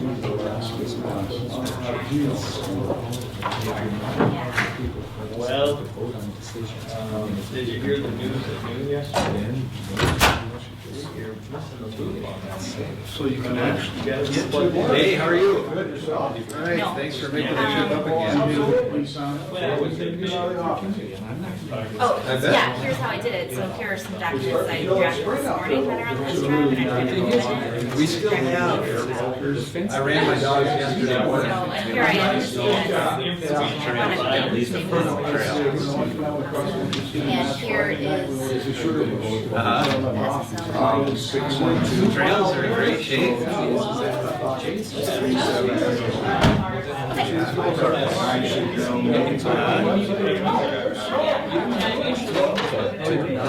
think tomorrow or the next day, they're going to trails. They want to keep them where they can. That's all right. I will let you know, like I said, it's a possibility.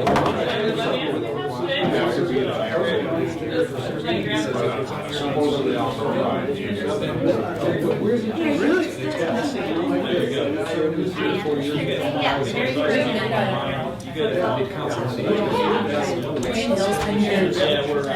I saw him on the roof today.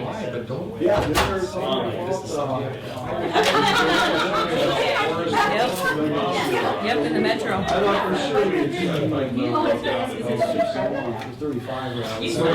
Most of our houses maybe 5. Oh, good. Healthy can of worms. That's the best. I call it Spaghetti Junction, but.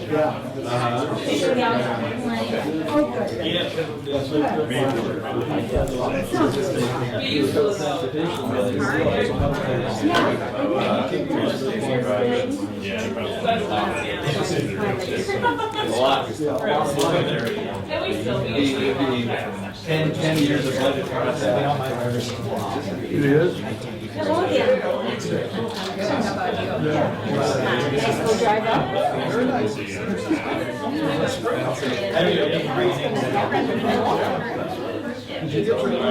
And it's so nice for you to join us.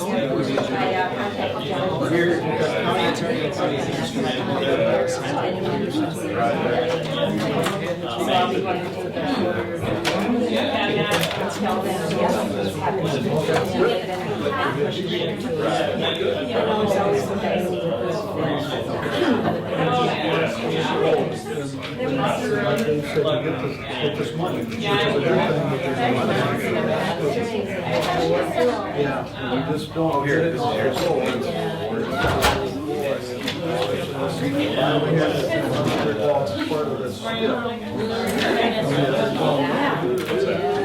It's set up to run large projects like this. It's not set up to run over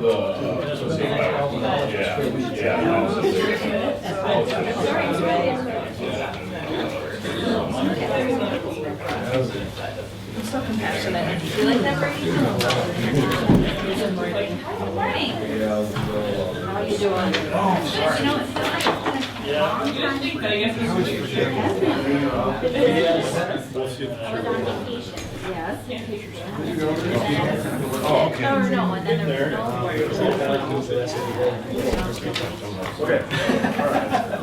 It doesn't do me any good if I'm Thank you.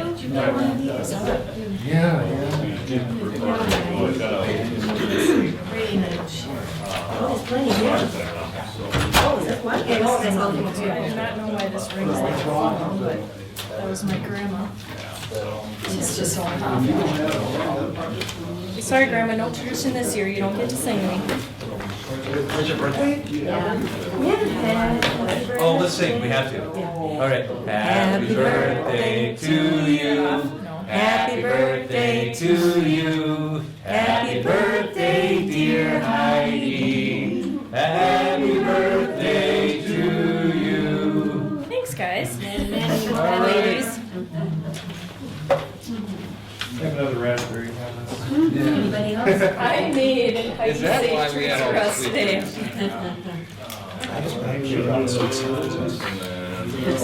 I wanted to make sure I had dessert today. I was talking to Ginny last night. I go, I'm making us brownies for tomorrow. Whoa, the good kind. For Heidi. I have to thank for the different coffee selection. Did you this is Yeah, that's right. Ginny brought fika for today. Oh, for the rest of Howard Long Life. Yeah. But I think Dave needs to know he should make it stronger.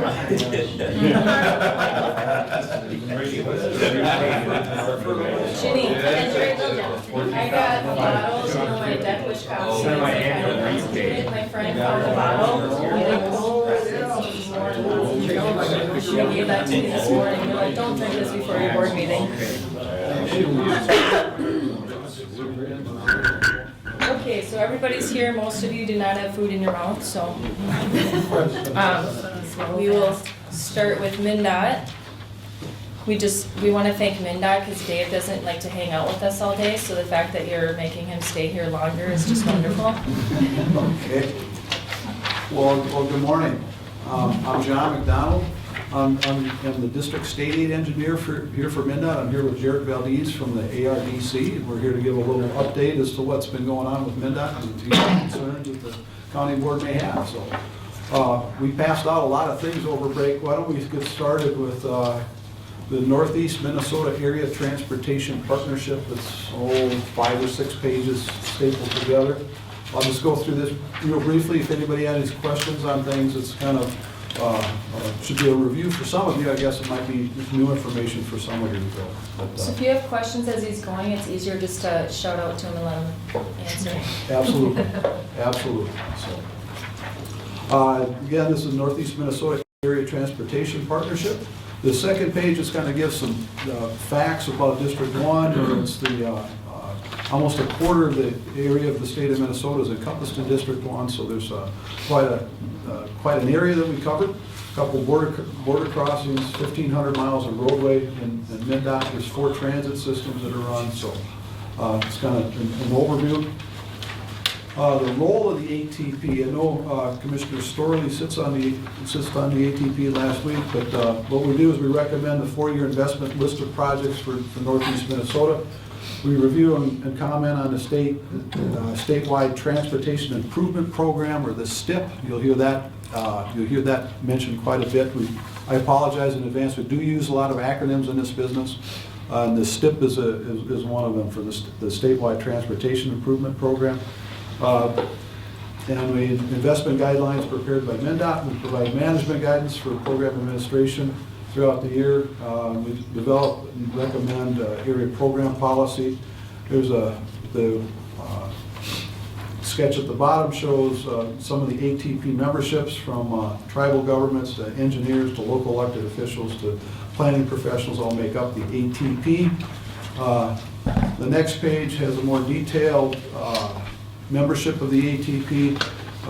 There's folks from Aitkin County to Cook County to over to Cooch County. I know Dave sits on the ATP, the commissioner does. They also sit on the Regional Transportation Advisory Committee, or the RTAC. I know Dave sits on that as the RTAC group. And there is also an ATP work group that consists mostly of staff from the Arrowhead Regional Development Commission. The MIC is the Metropolitan Interstate Council, thank you, and MnDOT as well. So, next page shows the Northeast ATIP, or ATP partnership, is kind of a spreadsheet of how things flow chart, rather, of how projects get solicited. We do an annual solicitation, typically in the fall. Projects get submitted, get hashed over between the counties, the MPO, where we could come up with some rankings where projects get included into the 4-year draft ATIP, or Area Transportation Improvement Plan. Goes through the RTAC, and then we get an ATP draft submittal. We review and respond when we do county board presentations, and then projects get put into the STIP. Then we get program management for projects that may move in the STIP, projects We have some TAP programs that Jared will talk about a little bit, that sometimes projects get moved around, and sometimes that has to go back through the ATP as well, So next page shows some of the money that we're talking about for 2020. For District 1, looking at about the very bottom, there's about $85.1 million. On the local side is what administered through my office. There's $5.8 million through the ATP. $1.2 million goes through the HSIP program, or the Highway Safety Improvement Program. The Transportation Alternatives Program, or the TAP program, gets about $900,000. The total of about $7.9 million. Of that 5.8, we split that between the MPO down in Duluth and the rural areas. There's about $3.3 million that we distribute to the locals, and that gets divvied up to each county in proportion to their state aid allotment. So I've talked to Dave about how that works, and I think we'll get on a program where Dave will get a project whenever in relation to his state aid allotment. So I think in 2020 you've got a project for $1.9 million? So that was handy. And then the last page just shows the contacts for anybody in the district through the ARDC, and some websites as well that you can go to for more information at your leisure. Also did pass out from MnDOT District 1 a little pamphlet we've been giving out for, has some on the inside, has some contacts, a little note from Dwayne Hill in regards to projects and to staff that we're trying to get done this as a vision statement. And the MnDOT's vision is Minnesota's multimodal transportation system maximizes the health of people, the environment, and our economy. So there's some contact information there as well. So with that, Madam Chair, I'll turn it over to Jared to talk a little bit about the TAP program. So here, I passed you guys out a little handout of Transportation Alternatives Program, or TAP. First page just shows a little bit of information of what TAP is.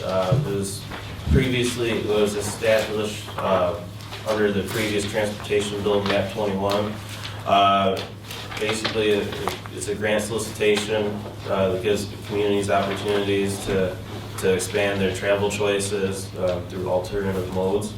So some eligible projects include like bike and ped facilities, it could be trails, bike lanes, sidewalks, whatnot. And then you have scenic turnouts and overlooks as well too, and some other projects that are eligible. So all projects, they require a 20% local match. Eligible applicants can include counties, cities over 5,000, state agencies, and Native American tribes. But also cities under 5,000, townships, and other organizations and agencies. They must have a county as a sponsor. So 900,000, as John said, was available throughout our whole region. So the second page of this basically goes through the timeline of the whole solicitation itself.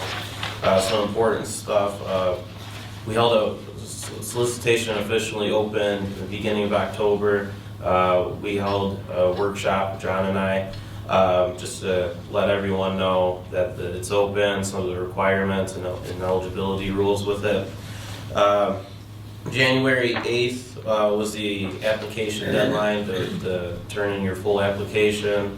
Altogether, there's about 9 applications that were submitted. Approximately 2.9 million was requested. So with 900,000 available, it turned out to be pretty competitive, as it was last year too. And so after that, February 11th, TAP Task Force, which is appointed by the ATP, was that part of that working group that John was talking about.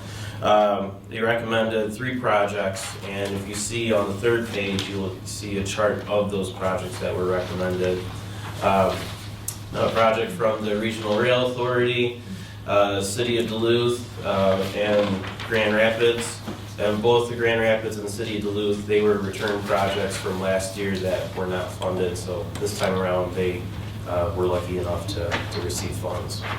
And so, April 7th, we had our ATP meeting in which the ATP approved of these projects to receive the funding, and April 15th will be the official announcement of when the grant recipients will be announced. So, and also concurrently too, there was a Safe Routes to School infrastructure grant solicitation that happened along the same timeline as the TAP. And Cook County, well, there's 3 applications. Cook County was one of them that submitted. Unfortunately, that was not selected. The city of Barnum had their application submitted. The review process was done by MnDOT Central Office. So I'll just inform you guys of the status of that. So is there any questions regarding TAP or concerns? Mr. Gamble? Yeah, thank you. Nick, it's on the page that shows the allocation as far as the amount requested, the amount recommended, and then the project total. You may not know this, but the project total, looking at the 20% requirement of the applicant, that it's significant, the project total amount, and the amount that was allocated in the grant. So do you have any idea on the project total where those funds came from to supplement those projects, or were these projects granted funds previously so that on the different application periods you could get 300 one year and 300 the next year? So my question is relative to looking at the project total. While there's funding out there that's grant monies, the community or entities got to come up with a balance of that, which is significant. So yeah. So as far as how each entity is gonna come up with that local match, I'm not sure of. I'm sure they'll have to get creative as far as what they have, but yeah, I don't really have a good answer for you. And I assume that it was possibly something that you wouldn't know. It's just from our standpoint, a lot of these things with a 20% match, that's doable given the size of some of these projects. There's going to have to be funding mechanisms elsewhere. Yeah. Or if on subsequent opportunities to ask for grant monies, these projects have seen contributions that have been multiple years that contribute to that total. But just for clarification, then, when under this program you can make an application and it's a one-time grant and you wouldn't get continued funding in subsequent grants for the same project. Is that correct? Yes. Yeah, thank you. No, you can apply more than once. You can keep applying until you get the money. Yeah, you're correct. That's right, but it wouldn't. Once be you have the funding money, year. you can apply for I it. understood that based on. Yeah. Thank you. So what can we do better next time? Yeah. It just depends on who ends up in the hopper. We just didn't rank very high. Yeah. It's not that it was a bad project or we did Yeah, anything they're wrong, all it was good just the projects. ranking. It was just, for some reason, central office, I guess, just like the city of Barnum's application, a little bit better. So Fond du Lac is also wondering the same thing too. Yeah. And this has happened a few times when we've applied, we've just gone back and applied again and ranked higher, so. Yeah. At least the project's out there, and in case if you do it again, then it could be an opportunity that you could receive funding next year, so. Thank you. Well, If I could go back, Madam Chair, a couple other things we passed out. Passed out a map, shows the 2016 state and local projects. We got together with Dave and put these on one map that shows the project he's got, the paving on the Sawville Trail, and together with the project that's we're gonna start up here at the end of next month. This map in conjunction with the larger map, this shows the 4-year plan with all the projects in the STIP on one map that shows all the work that MnDOT's planning for the next 4 years.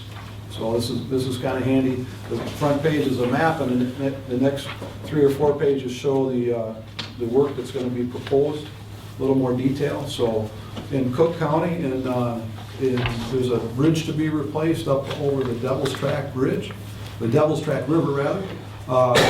Project's been let. Northland Construction has a contract for just under $2.5 million.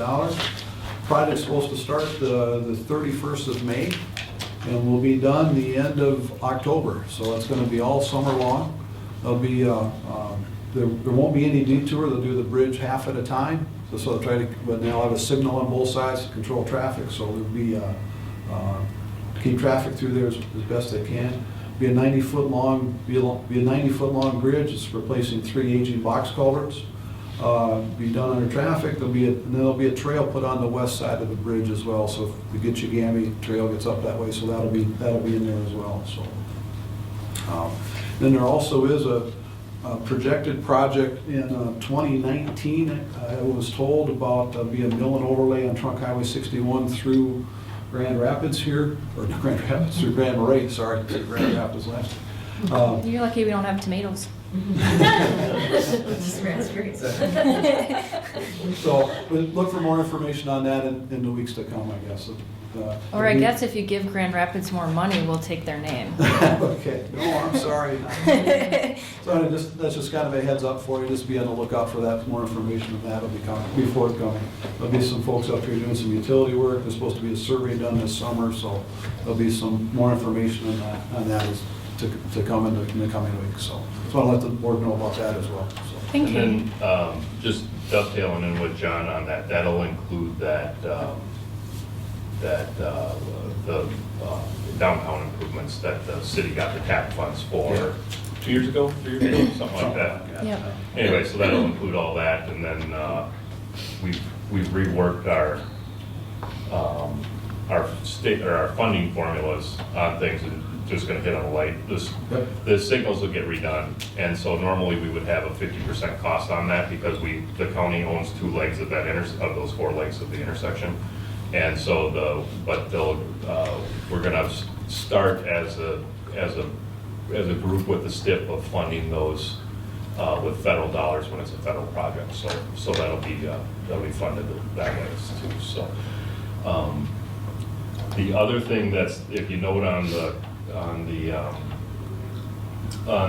map on the front page, you'll see a district-wide rural lighting project that MnDOT's got, and in the orange there in that little box, that's not mapped.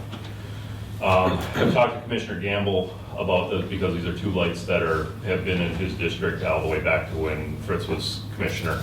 But 2 of the lights are at 12 and 61 and East 7 out towards Gopher Cabins and 61 on there.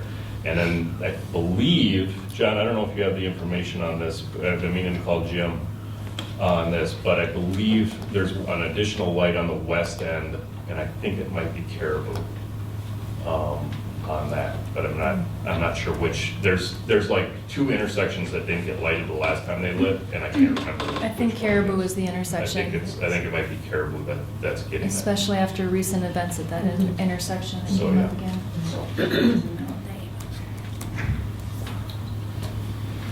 Yeah, that's just for information, but like, I want to emphasize, the note on the bottom, it says all project scope, location, costs, and letting dates can change without notice. Well, this is the project we're talking about, is not noted on here. So it was a 2021 project, I think, that got moved up. Yeah. So just let you know about that, and there is. Yeah, we put a note on our agenda too that says that we can change it any minute.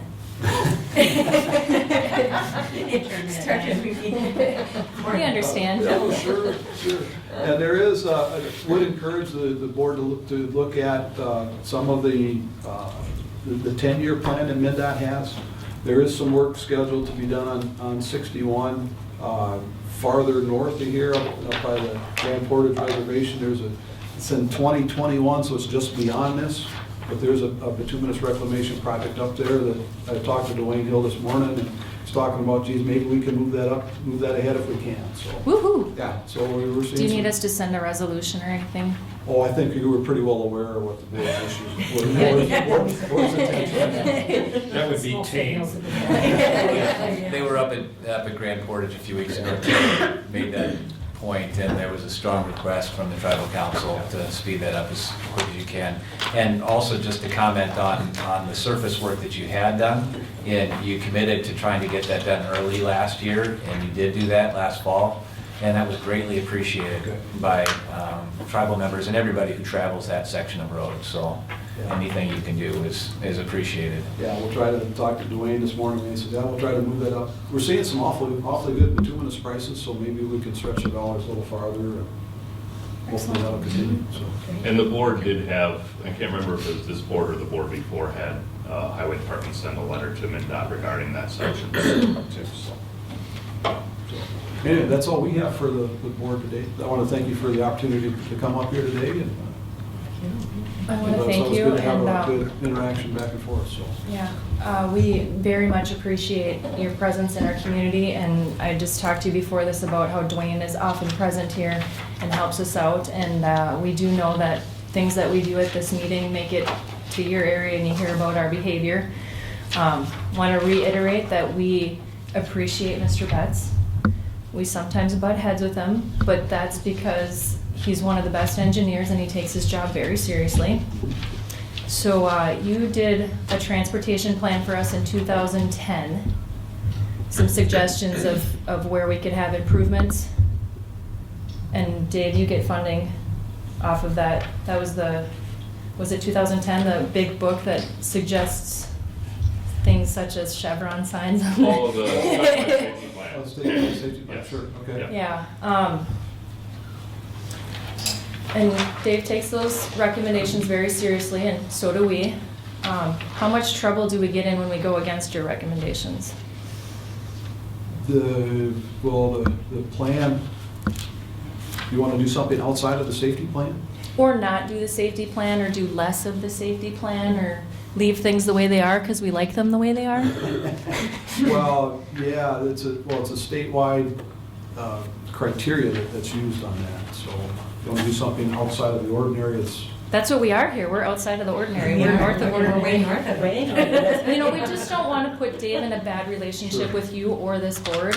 And so, you know, sometimes we get a little hot-headed and a little excited, and we don't want to destroy our relationship. Sure, yeah, if there's something on an individual basis, we'd have to talk about it, I'm sure. Okay. Commissioner Gamble? Yeah, thank you, Madam Chair. Yeah, John, as an example, in your first handout that you referenced, where it has District 1 facts, if you look down on the number of signs, 35,722, we have constituents that believe that the majority of that number reflects what's on the Gunflint Trail. So, I did not ask him to speak to this. I was trying my best to be quiet. but I too would want to firmly support the relationship that we have with MnDOT. People have been very responsive, very supportive, and to Commissioner Dukirk's point, if documents are guidance documents or if they're mandate documents, and it's somebody that's entrusted with responsibility to comply, you know, with what's mandated, that's, I think, where we wrestle. If we understand in the context of a recommendation as guidance and best practice, that, you know, takes some of the pressure off, but there is a lot of focus on trying to protect the nature of our environment and our traffic ways, and Dave certainly is responsible and knowledgeable in that regard, of just trying to find that balance. So please don't judge him based on something I might say. Madam Chair, to that point, how much flexibility is there from the perspective of MnDOT, and not just in signage, but also in speed limit? Because that's also been a strong question on the Gunflint Trail, where Dave is, and signing is it based on state law and the transportation plan. However, the Gunflint Trail in particular is a scenic byway. It's just a unique thoroughfare that most people do believe that slower speeds are warranted than what are recommended by MnDOT. Yeah, we could take a look at if there's something we can do to traffic calming kind of things. We'll have to take a look at specific items, I guess. But speed limit is non-negotiable, is that what you're saying? Or? Well, speed limits are set by MnDOT to do a speed study to come up with what people are traveling down the road.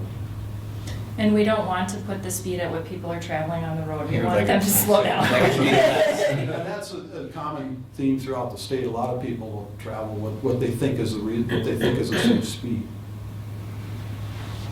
But as far as posting, as having it be posted at a lower speed limit, I think can is the assure you question. what I feel is safe speed on the Gunflint Trail that I travel 3 days a week is much different than what Ginny would feel is a safe speed at the Gunflint.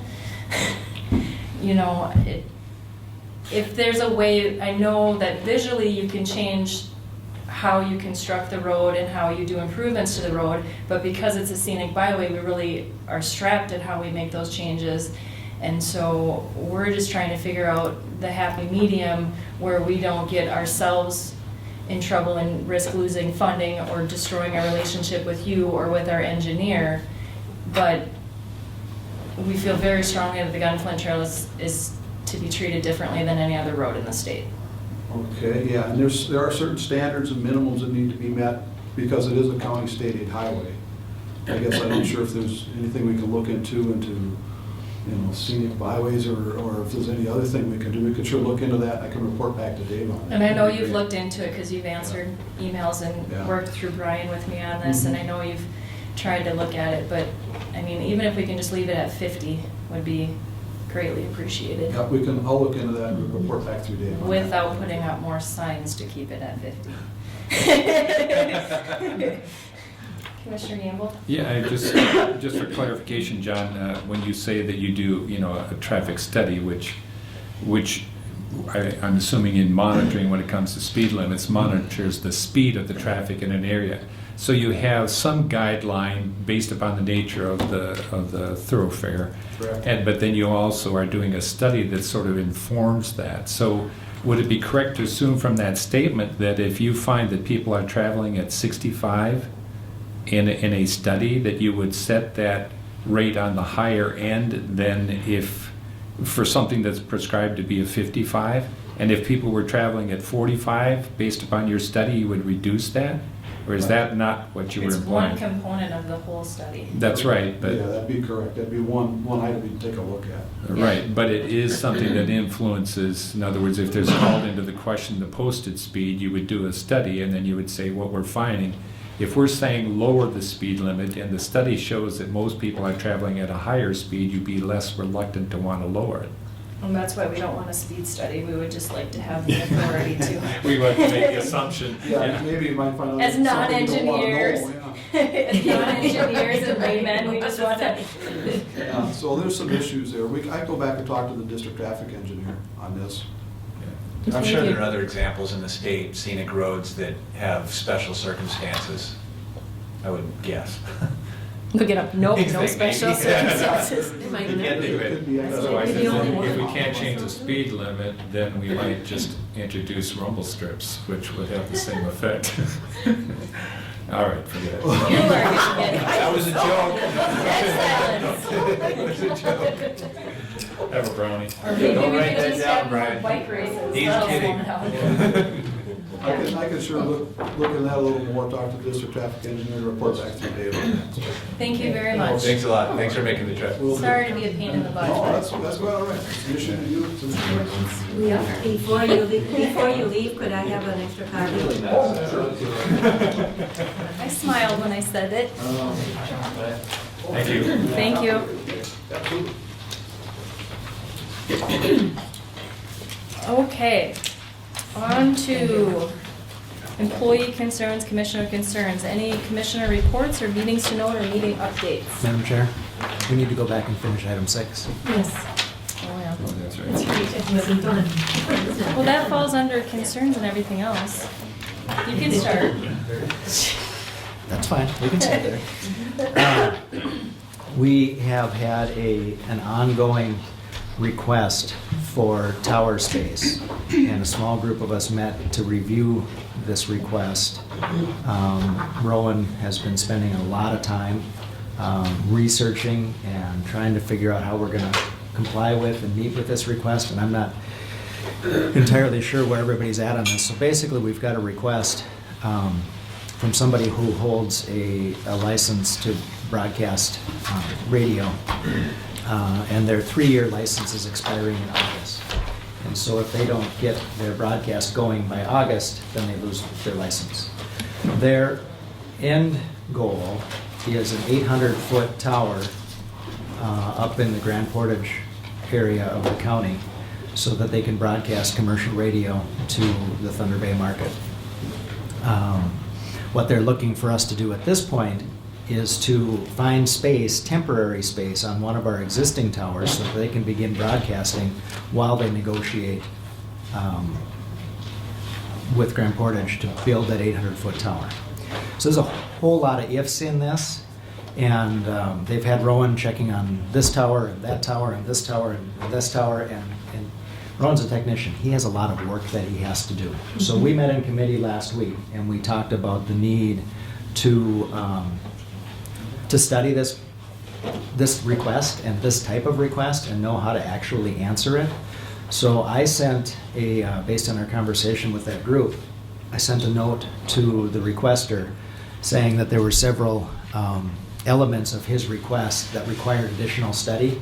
The temporary nature of the request. Most of our towers are set up for public purpose, and this is not necessarily a public purpose. And the fact of the matter is Grand Portage has not resolved into what their direction is going to be on this. Our tower ordinance says there's no tower over 200 feet because of the lighting issue. So we sent him a note that said we need to form a committee, and that I would be his contact so that he's not directly requesting and taking Rowan's time as a technician and working on this. So what I'm asking today is for approval to start an ad hoc committee to study this. It would potentially have implications for, I don't think it'll have any implications for our ordinance, but we don't really, somebody comes in to make an application for a septic permit, we have a defined process. We do not have a defined process for somebody making application for space on one of our towers. And one of the things, again, that's unique about Cook County is we own a lot of towers. You know, in other parts of the state, they're owned by the state. So that this is something that we're kind of having to find our way through on this. So you just want to go ahead and get together the names of the committee, and then you'll bring it back to us for approval? Yep. Okay. Yep, so we're gonna get the people that need, I mean, there's OSHA regulations, there's all kinds of stuff that need to be considered when we're doing this. The broadcast strength up at 800 feet up in the air doesn't have that much impact on people on the ground, but if you set that same broadcast at 150 feet in the air, you may actually have issues to consider, OSHA compliance issues. So we're gonna put together a group. I just wanted you to know that at this point, I've sent a response to that requester saying that I am the contact, and that we will be forming a committee so that we know how to answer his request appropriately. And is everybody comfortable with that?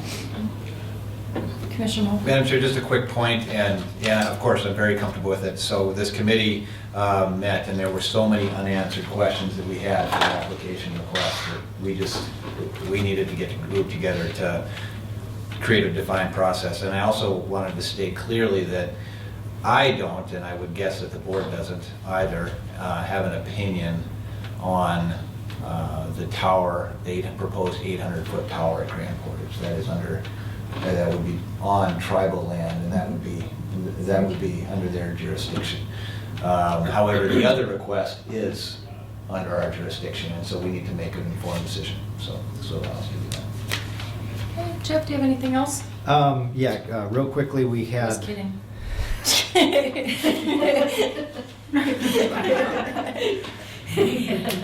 two more things, gotcha. So there was, and Madam Chair, you may add to this because you've sat on this committee. Am I correct? The Indian Affairs Advisory Committee. Yep. And this resolution is the process that the county would have to go through to participate in this change in allocation of the state-county portion of the income tax that's collected on Grand Portage. So Commissioner Severson was at the meeting. This came up months ago. Yep. And it started with a tribe way south of us. It was actually the tribe and the commissioners that came together. Counties get about 20% back. So tribes with casinos pay the sales tax to the state. The state gives 20% back to the county with the casino in their area. We brought it to Grand Portage. We talked to Norman about it. What the request was that we want more than that 20% to come back to Cook County. They didn't really seem to have a problem with that. Weren't concerned because it doesn't affect them at all. After we went through all the conversations and sat down with the tribe, we got an email from the Indian Affairs that this is a no-go, done, we don't have the authority to do it. And then last month, after our last meeting, we got another email and said, oh, wait, yes, we can do this, we do have the authority, we can send a resolution. So the request is a resolution to send in that asks that we get more than 20% back. One of the really excellent things that came out of the conversations with us in Grand Portage was that the state requires a form to be filled out, that the tribe was unaware of this new form. And so the reason why we've been getting the exact same dollar amount for several years is because this form was not filled out. So we will already be seeing an increase this next fiscal year, what's coming in, because Dana's now has the form and has it filled out. They will not let us go retroactive and gain back that money. But if this board is comfortable with this resolution, we can add it to a next agenda to have it passed as a board. Commissioner Gamble?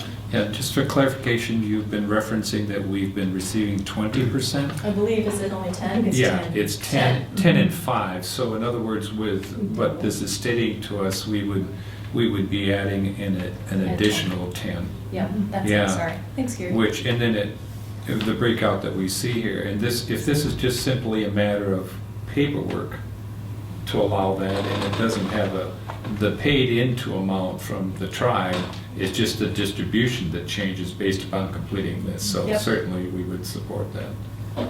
Yeah. So is the board comfortable with us adding this to a further agenda for possible action? Yeah, Madam Chair, I would support adding this to the agenda. And just the understanding, this is coming out of the state share, Yep. not the share that is going to the tribe. Yep. Yeah, I support that. Commissioner Gamble, second. Any further discussion? All in favor? Aye. Thank you. And the last item that I have didn't make it in time, but Diane said that she is working with a donation of apple trees, and the sheriff and the law enforcement center, and they're planning on planting an orchard in some space. But she's applying for a grant to be able to do that without cost to the county, so she just wanted to know that she wanted everyone to know that she's working on that, and that that won't happen unless we get the money to do it. Okay. Commissioner Gamble? Yeah, thank you, Madam Chair. Jeff, where are we at with our RFP on our comp study? Do you know? We've got two, we sent out 3 and we got 2 responses back that we'll be looking at our personnel committee meeting this afternoon. Okay. Just over 2 hours from now.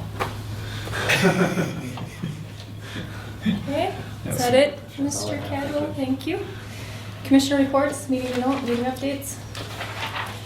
Madam Chair, Yep. I was at the gathering of the transportation meeting, as I referred to, and as we had a presentation. It was excellent. It was 2 hours of nonstop talk and presentations. But aside from being at the meeting, some of the folks that I visited with feel that the transportation monies coming from the state perhaps is getting a little bit closer to divvying it up into the areas. And if that doesn't happen, then what's the recourse? And I feel that we have the federal, which President Obama signed in last November. So we have federal money coming in. Hopefully we can get some state money. And I think the county should, in the future, look at perhaps doing a 0.5% transportation sales tax designated only for that. So we'll have to wait and see what the state does. And which counties in our district have already approved that? Hermantown so far, in Okay. St. Louis County. Okay. Carlton is looking at it. I mean, they all are. Okay. Question to that, so for that specifically then, what would those dollars go towards? The engineer would have to propose a plan Would have to have a that plan. the board would have to support and put forward with the resolution to impact that. So actually, David and I have been having conversations about that, so. That there will be conversation, there will be development of a list, but that resolution has to accompany a list of planned expenses. Mr. Gamble? Thank you, Madam Chair. Yeah, thank you, Commissioner Starley. the amount of money that we see where we're at, and we know we've had many discussions about the lack of funding in transportation, and it's an issue that we constantly get memos on from various entities, and to see where we're at with the federal and the state as to how that, affects things, and then David's response to that as to how those funds can be spent based upon the restrictive nature, and then looking at what our option is, to this would be on top of the tax that we already have that we're collecting, so. I'm all in favor of a tax that comes out to an even number, because all of our businesses have to round the sales tax as it is, and usually they lose on that rounding. It goes to never, never. Why did they round it? There's no 0.785% of a penny. I mean, our sales tax is 6.7875, whatever the heck that percent is, and it's just, I'm sorry, no offense to the state, but that's just stupid. Any numbers after that decimal point? As a financial person, that is not a Well, it does make sense in the grand scheme of things. I mean, Yeah. Well, we wouldn't want to round. when you it buy just your to make it lollipop easy, for but- $1, when it starts getting bigger. So, If you'd like, I'd tell you why that 0.7585% came about.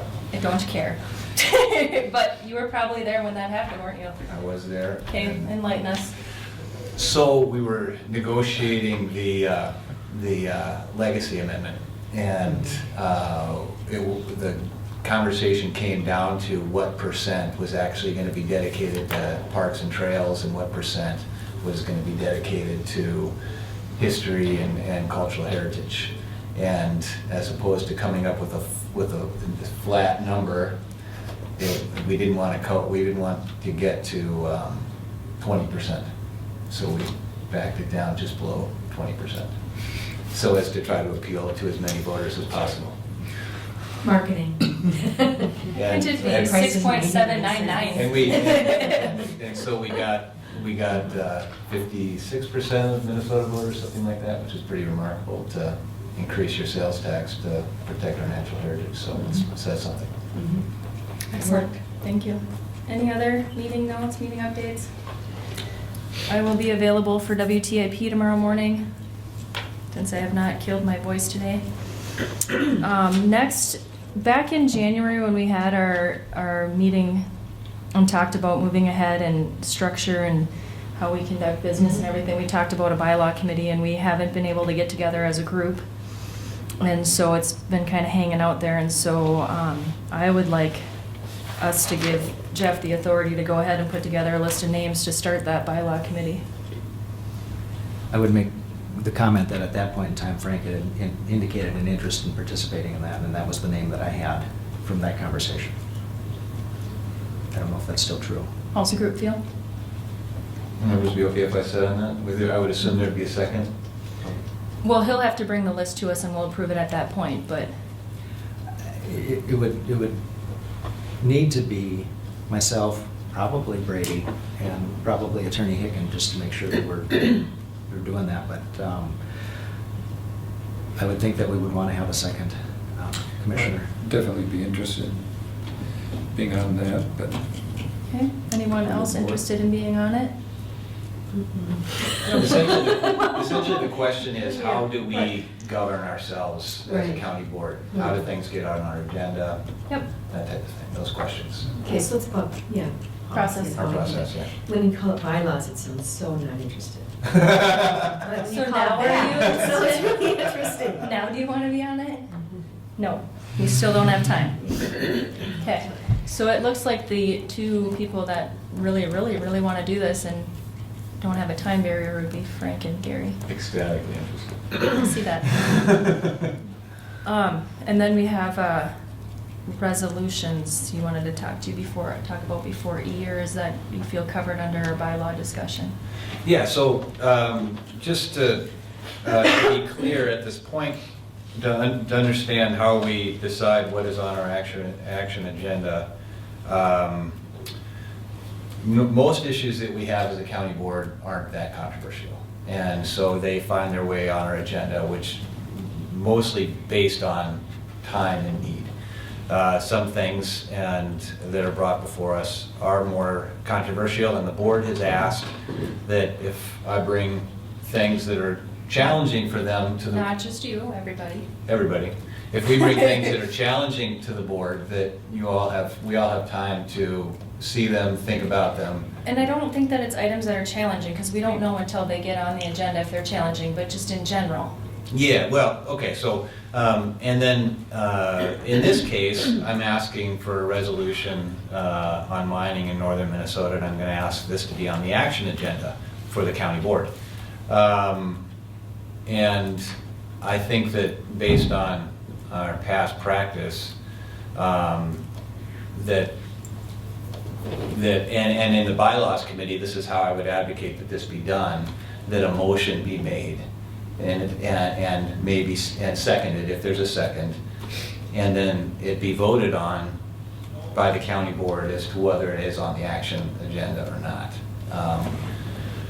And I think I would ask the county board to decide, at least for the time being, that before I proceed, because I'm going to ask you to put this on our action agenda, and I want it to be clear as to how we're going to go about doing that. So I would ask. That was what I thought we were doing on this. Okay. So you don't want a motion to be on the discussion, you want a motion to move from discussion to a future agenda as action. Correct. And that's how I thought we were gonna do it. Correct, that's what I'm going to ask. So if we're all clear on that, how we're going to proceed, then that's what I'm going to proceed doing. So first, I've got a couple points I would like to make.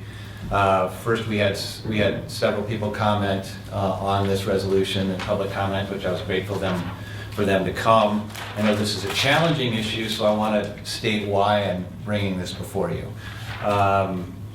Cook County we are downstream from all of the proposed copper nickel sulfide mines, both watersheds, the Boundary Waters Canoe Area Wilderness and Lake Superior.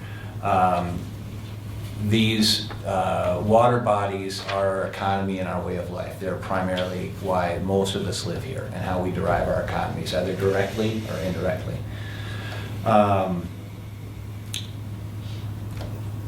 Other county boards and local units of government have already passed resolutions on this issue. We are not the first ones doing this, we are the last.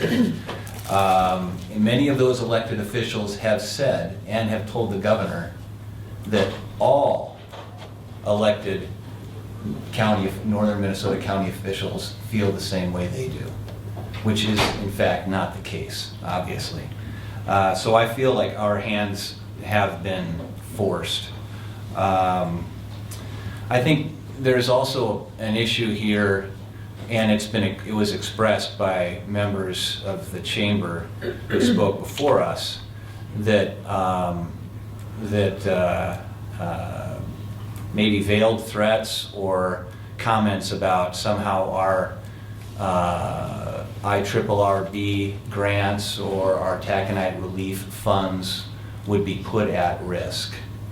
I take great offense to that. I think directing public policy by statements of threat are very, it's a very unproductive way to go about doing business. I believe it's important to stand up to those things as opposed to acquiescing. That's a fundamental principle that I have. These mines, copper nickel sulfide mines, have a 100% track record across North America. Every single one has been responsible for a large amount of pollution. Just last year, one of these mines in British Columbia failed. The settling pond failed, and it killed the watershed all the way to the ocean. The sulfur dioxide in that was so potent that nothing else can live. The other thing that's present in those mines and in the settling ponds at high concentrations is mercury. We already have 1 in 10 children in our county who have unhealthy, dangerously unhealthy levels of blood mercury. And this would contribute to that, perhaps dramatically. And the last statement I want to say before I read the resolution is I believe our clean water is fundamentally important to us. I believe we have a moral obligation to protect the health of our children, and that I do not believe that those things should be put up for sale. And so I'd like to read the resolution and then ask for your support to hear it on our action, as an action item. Cook County resolution on mining in northern Minnesota. Whereas Cook County is at the northeast tip of Minnesota, the land of 10,000 lakes, where clean water is fundamental to our health, our economy, our very way of life. Whereas taconite mining in northeastern Minnesota is a historical economic foundation of Cook's neighboring counties, Lake, St. Louis, and Itasca. It has also provided significant tax relief to all counties in the Arrowhead, including Cook. Whereas the Wilderness Act of 1964, sponsored by U.S. Senator Hubert Humphrey of Minnesota and signed by President Lyndon Johnson, set aside the boundary waters as wilderness to be protected forever.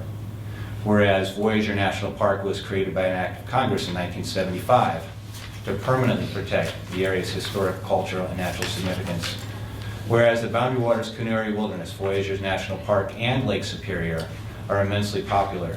The Boundary Waters is the most popular national wilderness area in the United States, and Voyageurs National Park receives more than 250,000 visitors a year.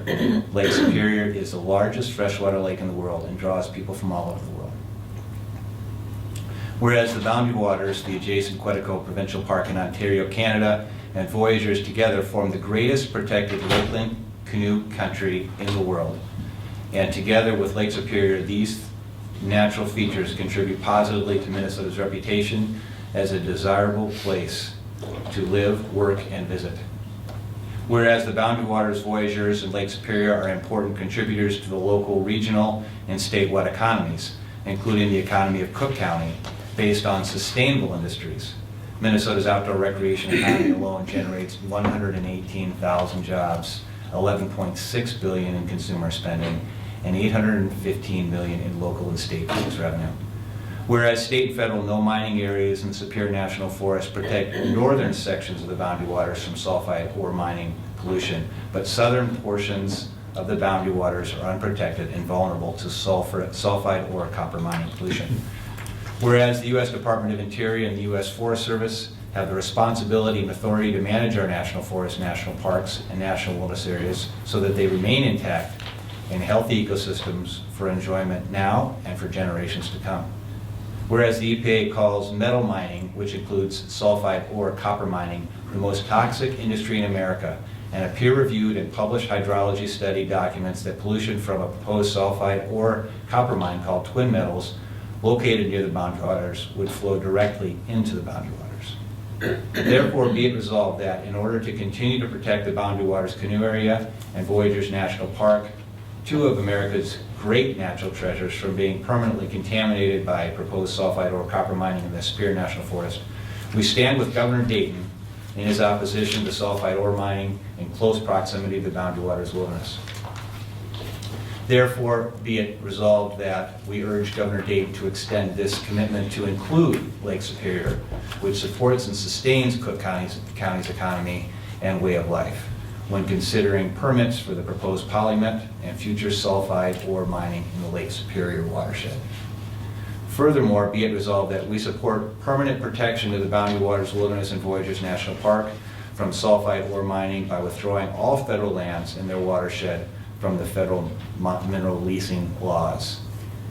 And be it finally resolved, the Cook County Board reaffirms its support for Minnesota's taconite mining industry, along with its possible expansion, including the eventual addition of Minnesota's first ever steel mill. And Madam Chair, I don't know if you want discussion or if you would like me just to make a motion. We need a motion for discussion. Madam Chair, I move that we hear the resolution that I just read as an action item on our next county board meeting agenda. Okay, we have a motion to add the mining resolution to the April 19th agenda. Do we have a second? Do we have a second? Do we have a second? We have no second. Motion fails for lack of second. Commissioner Gamble? May I speak to the issue, or would you rather not? Molly? Is it fine for discussion without motion? That's what I'm asking. Okay, go ahead, Commissioner Gamble. I mean, we are not under- asking for action. We're not asking for action, and we are under commissioner discussion, so go ahead. Thank you, Madam Chair. Commissioner Moore, I just preface my comments by saying that conducting policy by statements of threat is not how we should conduct business. And much of what is identified in the resolution and the discussion in support of the resolution is basically what I would construe to be that. In other words, there is the threat of this occurring. There is basically concerns, and we are driven so much by emotion, as was expressed in much of the public comment period, and emotions do become divisive in nature. I think that in dealing with any issue, and I've tried to, encourage this, is that we allow ourselves to have open and honest, respectful conversations. And to the extent that we do that, we contribute to a healthy community, and we look at things in totality and not necessarily directed based upon either threat of loss or threat of this or whatever. And so on both sides, there are issues of concern that can be construed as threats if we don't do something or if we do something. And I think it's bearing out the fact that the study that was conducted by the University of Minnesota and the Bureau of Business and Economic Research, that the amount that mining contributes to our economy is significant. Had we been able to proceed with some of the proposals relative to mining, the significant amount of employment that would have taken place within the Arrowhead County, which we deal with on a daily basis of economic opportunity, and the financial contributions. Every job in the iron ore mining industry alone is another 1.8 jobs created elsewhere in the economy. And for every dollar of wage, rents, interest, and profits, another 69 cents is generated throughout the economy of the state. From a regional point of view, the period from 2004 to 2010, compared to other sectors of the economy in Northeast Minnesota, mining has led all other sectors, contributing to a gross regional product. And so looking at that the sector percentage of total gross regional product, forestry brings in 10% in northeastern Minnesota. Tourism brings in 11%. Mining brings in 30%, and all other 49%. The taconite tax, which we talked about this morning, and which the resolution says we're not saying no to taconite because we basically appreciate the fact that we have the money, and former, Representative Doug Johnson, who I happened to handle his marketing campaign when he first started out, he was the one that negotiated, and he was the one that made sure that Cook County was included in this. So the tax right now, $2.60 on a ton at 39.5 million tons per year. So when you translate that into how that relates to Cook County, and this issue of mining has to be all-inclusive of mining, and representatives and people within the state, that are aware that we are considering this, have responded and are very frustrated. And to say that we are in a tenuous position with this is not fear-mongering, it is a reality. And David Tomasoni, who's Senate Chair of the Finance Committee and who controls the allocation of IRRR dollars, he's weighed in, as have other state representatives and other county administrators and commissioners.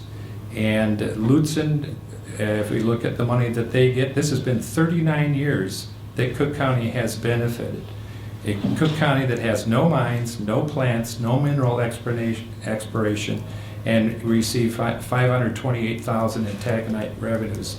If you look at Mountain Iron School District, which produces over 40%, that district, of the tonnage of ore, they receive $453,000, which is $75,000 less than Cook County that doesn't provide. So if we just look at this IRRR monies that are received, and this is to the issue of mining and its contribution to our region, that the Iron Range Resource and Rehabilitation Board in fiscal 2015, our airport runway extension has received $200,000. Our Grand Marais Cook County North Shore Hospital expansion, $100,000. And in fiscal 16 as well, the Public Works facility for the city is $100,000. couple articles that came out of taconite production taxes that's published May 29, 2015. Mining supports us all, even those far-flung communities that don't have a mine or taconite plant anywhere in sight. We share generously our tax revenue, sometimes to our own detriment. The distributions are decided legislatively and are fixed in Minnesota statute until a legislature changes it. This is why it pays literally to understand our region's mining taxes, particularly if you are a local elected official whose county, city, township, or school district depends on these allocations.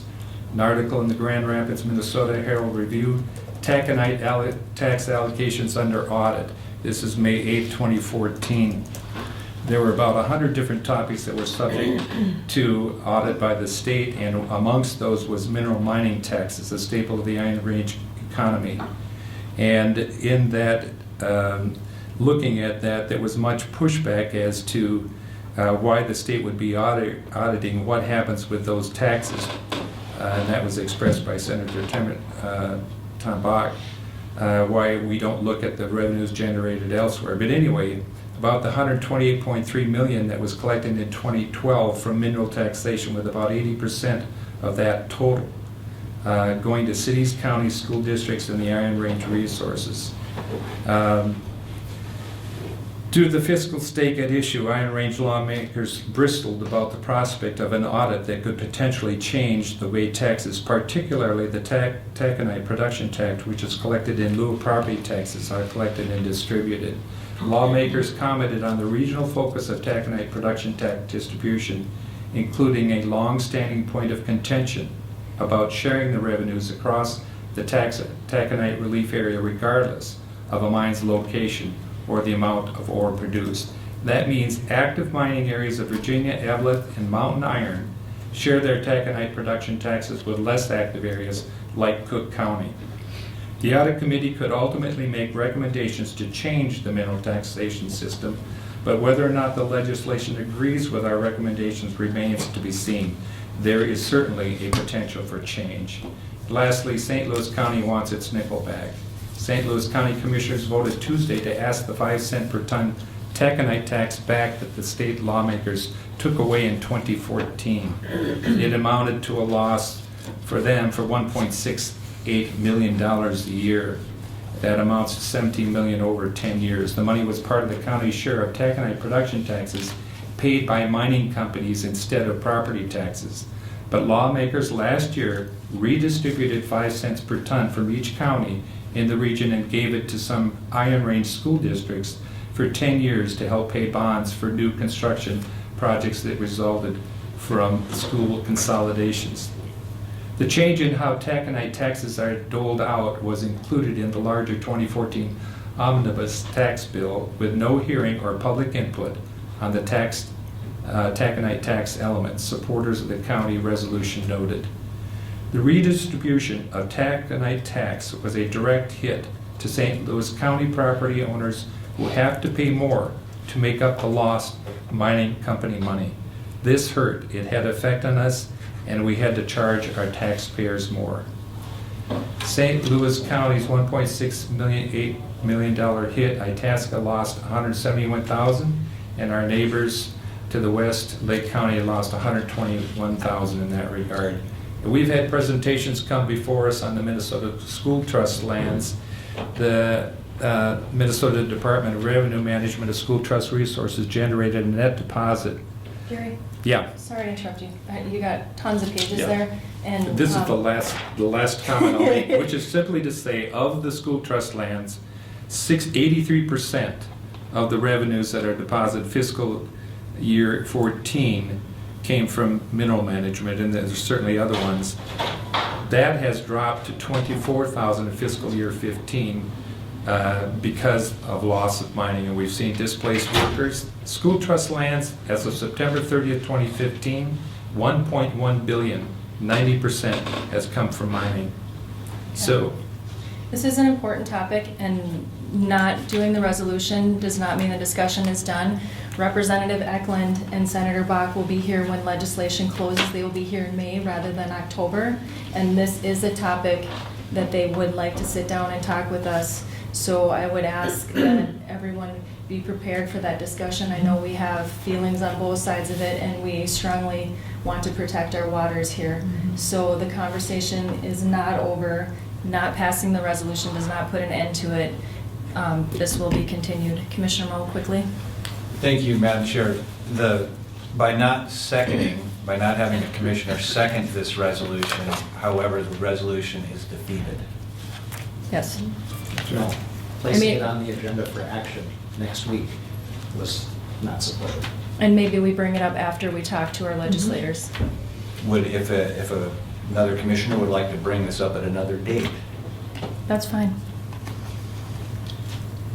That's fine. I think we need to have the conversation in May or June with our legislators and have a stronger discussion on this, better understanding. I would be really in favor of having more discussion on this. It's a really important issue. It is. And so I've already talked to Rob and Tom, and we're going to make sure that they come up sooner rather than later and we have this discussion because it's vitally important. Just a reminder, I know we all have social media pages. I have a Heidi Do Commissioner page. And just a reminder, because we're all kind of new, is that media pages that relate to conduct of government action must be retained and managed in compliance with Minnesota state requirements. So just let's all be careful what we post out there. And Mr. Demmer.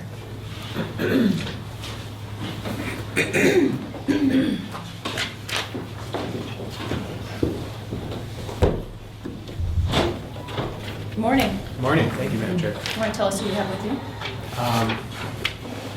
Got quite a few people here. John Betson from the United States Forest Service, Kyle Oberg, County, and Tim Kennedy's back there. We're all representing the Cook County Comprehensive Trails Plan Steering Committee. Excellent. So, as you all know, for the last 9 months, the county's been engaged in the long-range planning process for recreation trails. This is all recreation trails, both land and water. In doing so, we partnered with the Arrowhead Regional Development Commission, Grand Portage, the United States Forest Service, Minnesota DNR, City of Grand Marais, and countless other stakeholders, including user groups. There's a lot of dedicated people, obviously some of the folks here in this room who have put a ton of time into this plan. We feel that this plan is comprehensive. We really try to take a look at it for seasons, try to take a look at it from every single user group we could come up with, some of the smaller user groups to some of the largest user groups, as well as emerging activities such as fat biking and ski touring. Recognizing the economic importance of trails, we really try to look at ways to promote policies that supported collaboration, supported efficiencies amongst user groups and land managers, trails that or policies that endorse safe, sustainable, manageable trails. Really trying to connect people in place as well. A lot of our lifestyle in Cook County is based on our recreational pursuits, and connecting people in place with those trails is definitely a theme that I hope you see in the plan as well. We also envision a strategically located trail hub network that would hopefully really help drive these different user groups, these different trail networks to thrive, to in some cases expand, but once again, connect people in place. We've had pretty extensive public process. We hosted an all user group meeting that had 60 people in attendance. We've had several focus group conversations with user groups. All the major user groups that have a recommendation type specific to that user group, we've had at least one meeting with those user groups to discuss their issues. Additionally, we had a well-attended public meeting. I think there were probably about 40, 50 people at that meeting as well. And over 80 public comments were received. The vast majority of those public comments were directly incorporated into the plan. So the committee's pleased with our document. We forwarded it up to you. And on behalf of the Cook County Trails Plan Steering Committee, I respectfully ask that you guys entertain a motion to adopt the plan. Thank you. We'll start with discussion. Commissioner Severson? Thank you, Madam Chair, and thank you all for working so hard on it. The plan is so comprehensive. It seems like it has everything you could possibly want to know about the trails and brings it all together under one roof, which is fabulous. So I don't necessarily have any questions. I support the plan. My question would be more about our process here, whether we adopting sounds fine to me, but I'm not sure what that means. When We you asked for adopt. this plan to be created, and so in this case, this would be adopting the plan. Okay, good. I'm fine. Commissioner Storley? Thank you, Madam Chair. Well, it was a pleasure working with you and with ARDC. They were really on task and had homework for us and you know, trying to just look at the whole map and incorporate everybody from A to Z. And I think you did a great job in doing that. And I know that perhaps in the future, the county will be asked to maybe participate in some backup money or whatever, but right now, I like the fact that the emphasis would be on cross-country ski people to sort of manifest their own ideas, maybe the biking and so on and so forth. So that would be great, that each area would kind of, forestry would kind of all take a head lead in that, and then see coming to us where we can back up or move forward with a new project. I know we talked about, you know, a county park maybe someday in the future. I definitely, at this point, support this whole idea about a trail draft. Commissioner Gamble? Thank you, Madam Chair. Comprehensive, we have terms sometimes that we become numb to, but comprehensive this plan is. And it's, as well, it's very visually appealing. And a lot of communicating with people is having something that is organized in such an intuitive way and is visually appealing that captures people's, you know, attention as you read through it. And as well, something that we don't necessarily see in plans is the section that talks about funding opportunities. And I think identifying that, being aware of that, is helping to facilitate opportunities as they come up to look at where might we be able to find the resources to be able to fund a plan. But again, it's a very impressive plan, and much like working on the one watershed, you know, one plan, there's a lot of detail that has to be collected in such a way that it's digestible, and certainly done an excellent job. Commissioner Moore? Thank you, Commissioner. So working on this plan, there's some key people that really had a lot to do with it. And David, you, of course, are first and foremost. This took a champion, and without your work, it wouldn't have come to this point. I want to thank you. And then a lot of the other key participants are here. Joel from the DNR, Tim from a variety of stakeholder groups, Kyle put together the constantly evolving map, and John from the Forest Service, and Grant Portage, who's not here. Without the collaboration on this, it wouldn't have happened, and especially it wouldn't be as thorough and as complete as it is. I mean, complete in that to this point. Obviously, it's going to be an evolving document, and I hope it does that. You know, whatever time I spend here in the county board, you know, this is, well, I think this is one of the things, and hopefully all of us will look at this as a guiding document that shapes our county into the future. So thank you for all your work, and I would just make a motion that the county board adopt our comprehensive trail plan in its entirety. I second that. Any further discussion? Any opposition? All in favor? Aye. When you go back to your office, please thank your boss, Tim, because I hounded him for 2 years to get this done, and I've made him do lots of things, and so I really appreciate this. Will do. Thank I'll you. try not to Good. sick you with more projects. Thank you for your good work. Okay, any discussion on correspondence? Just following on the tails of this because of ARDC's involvement, whether or not fellow commissioners, I believe Commissioner Storley, you received an email requesting an evaluation as to the effectiveness of ARDC. And in talking with him, I just said that I would bring it before, you know, commissioners, that if anybody else in their work with ARDC would like to comment as to effectiveness. Did fellow commissioners all get that email? Can you forward that to Jeff, and he can give it to us? Yeah, that I just said that there are those that would like to comment, because in talking to Brady on that too, many of us interconnect on other things, but not to the extent that some have, and I Yeah. think feedback is helpful, so Yeah, I will this- go forward. I have that email, Commissioner, Okay. so I will forward it. I think they were asking for feedback by the end of the day Friday if you wanted to, but Yeah. when we get done here, I'll forward that All email. right, thank you. Thank you. Any discussion on correspondence? Okay, everybody left the room, that's very depressing, but I want to do my favorite part, which is honor our staff. And so in Road and Bridge, Stephen Boots, 21 years. Curtis Laboda, 11 years. Danny Berglund, 6 years. In our auditor's office, thank you, Bev, she's somewhere warm and sunny, that's how she's celebrating her 11 years with us. Karen Blackburn, 2 years.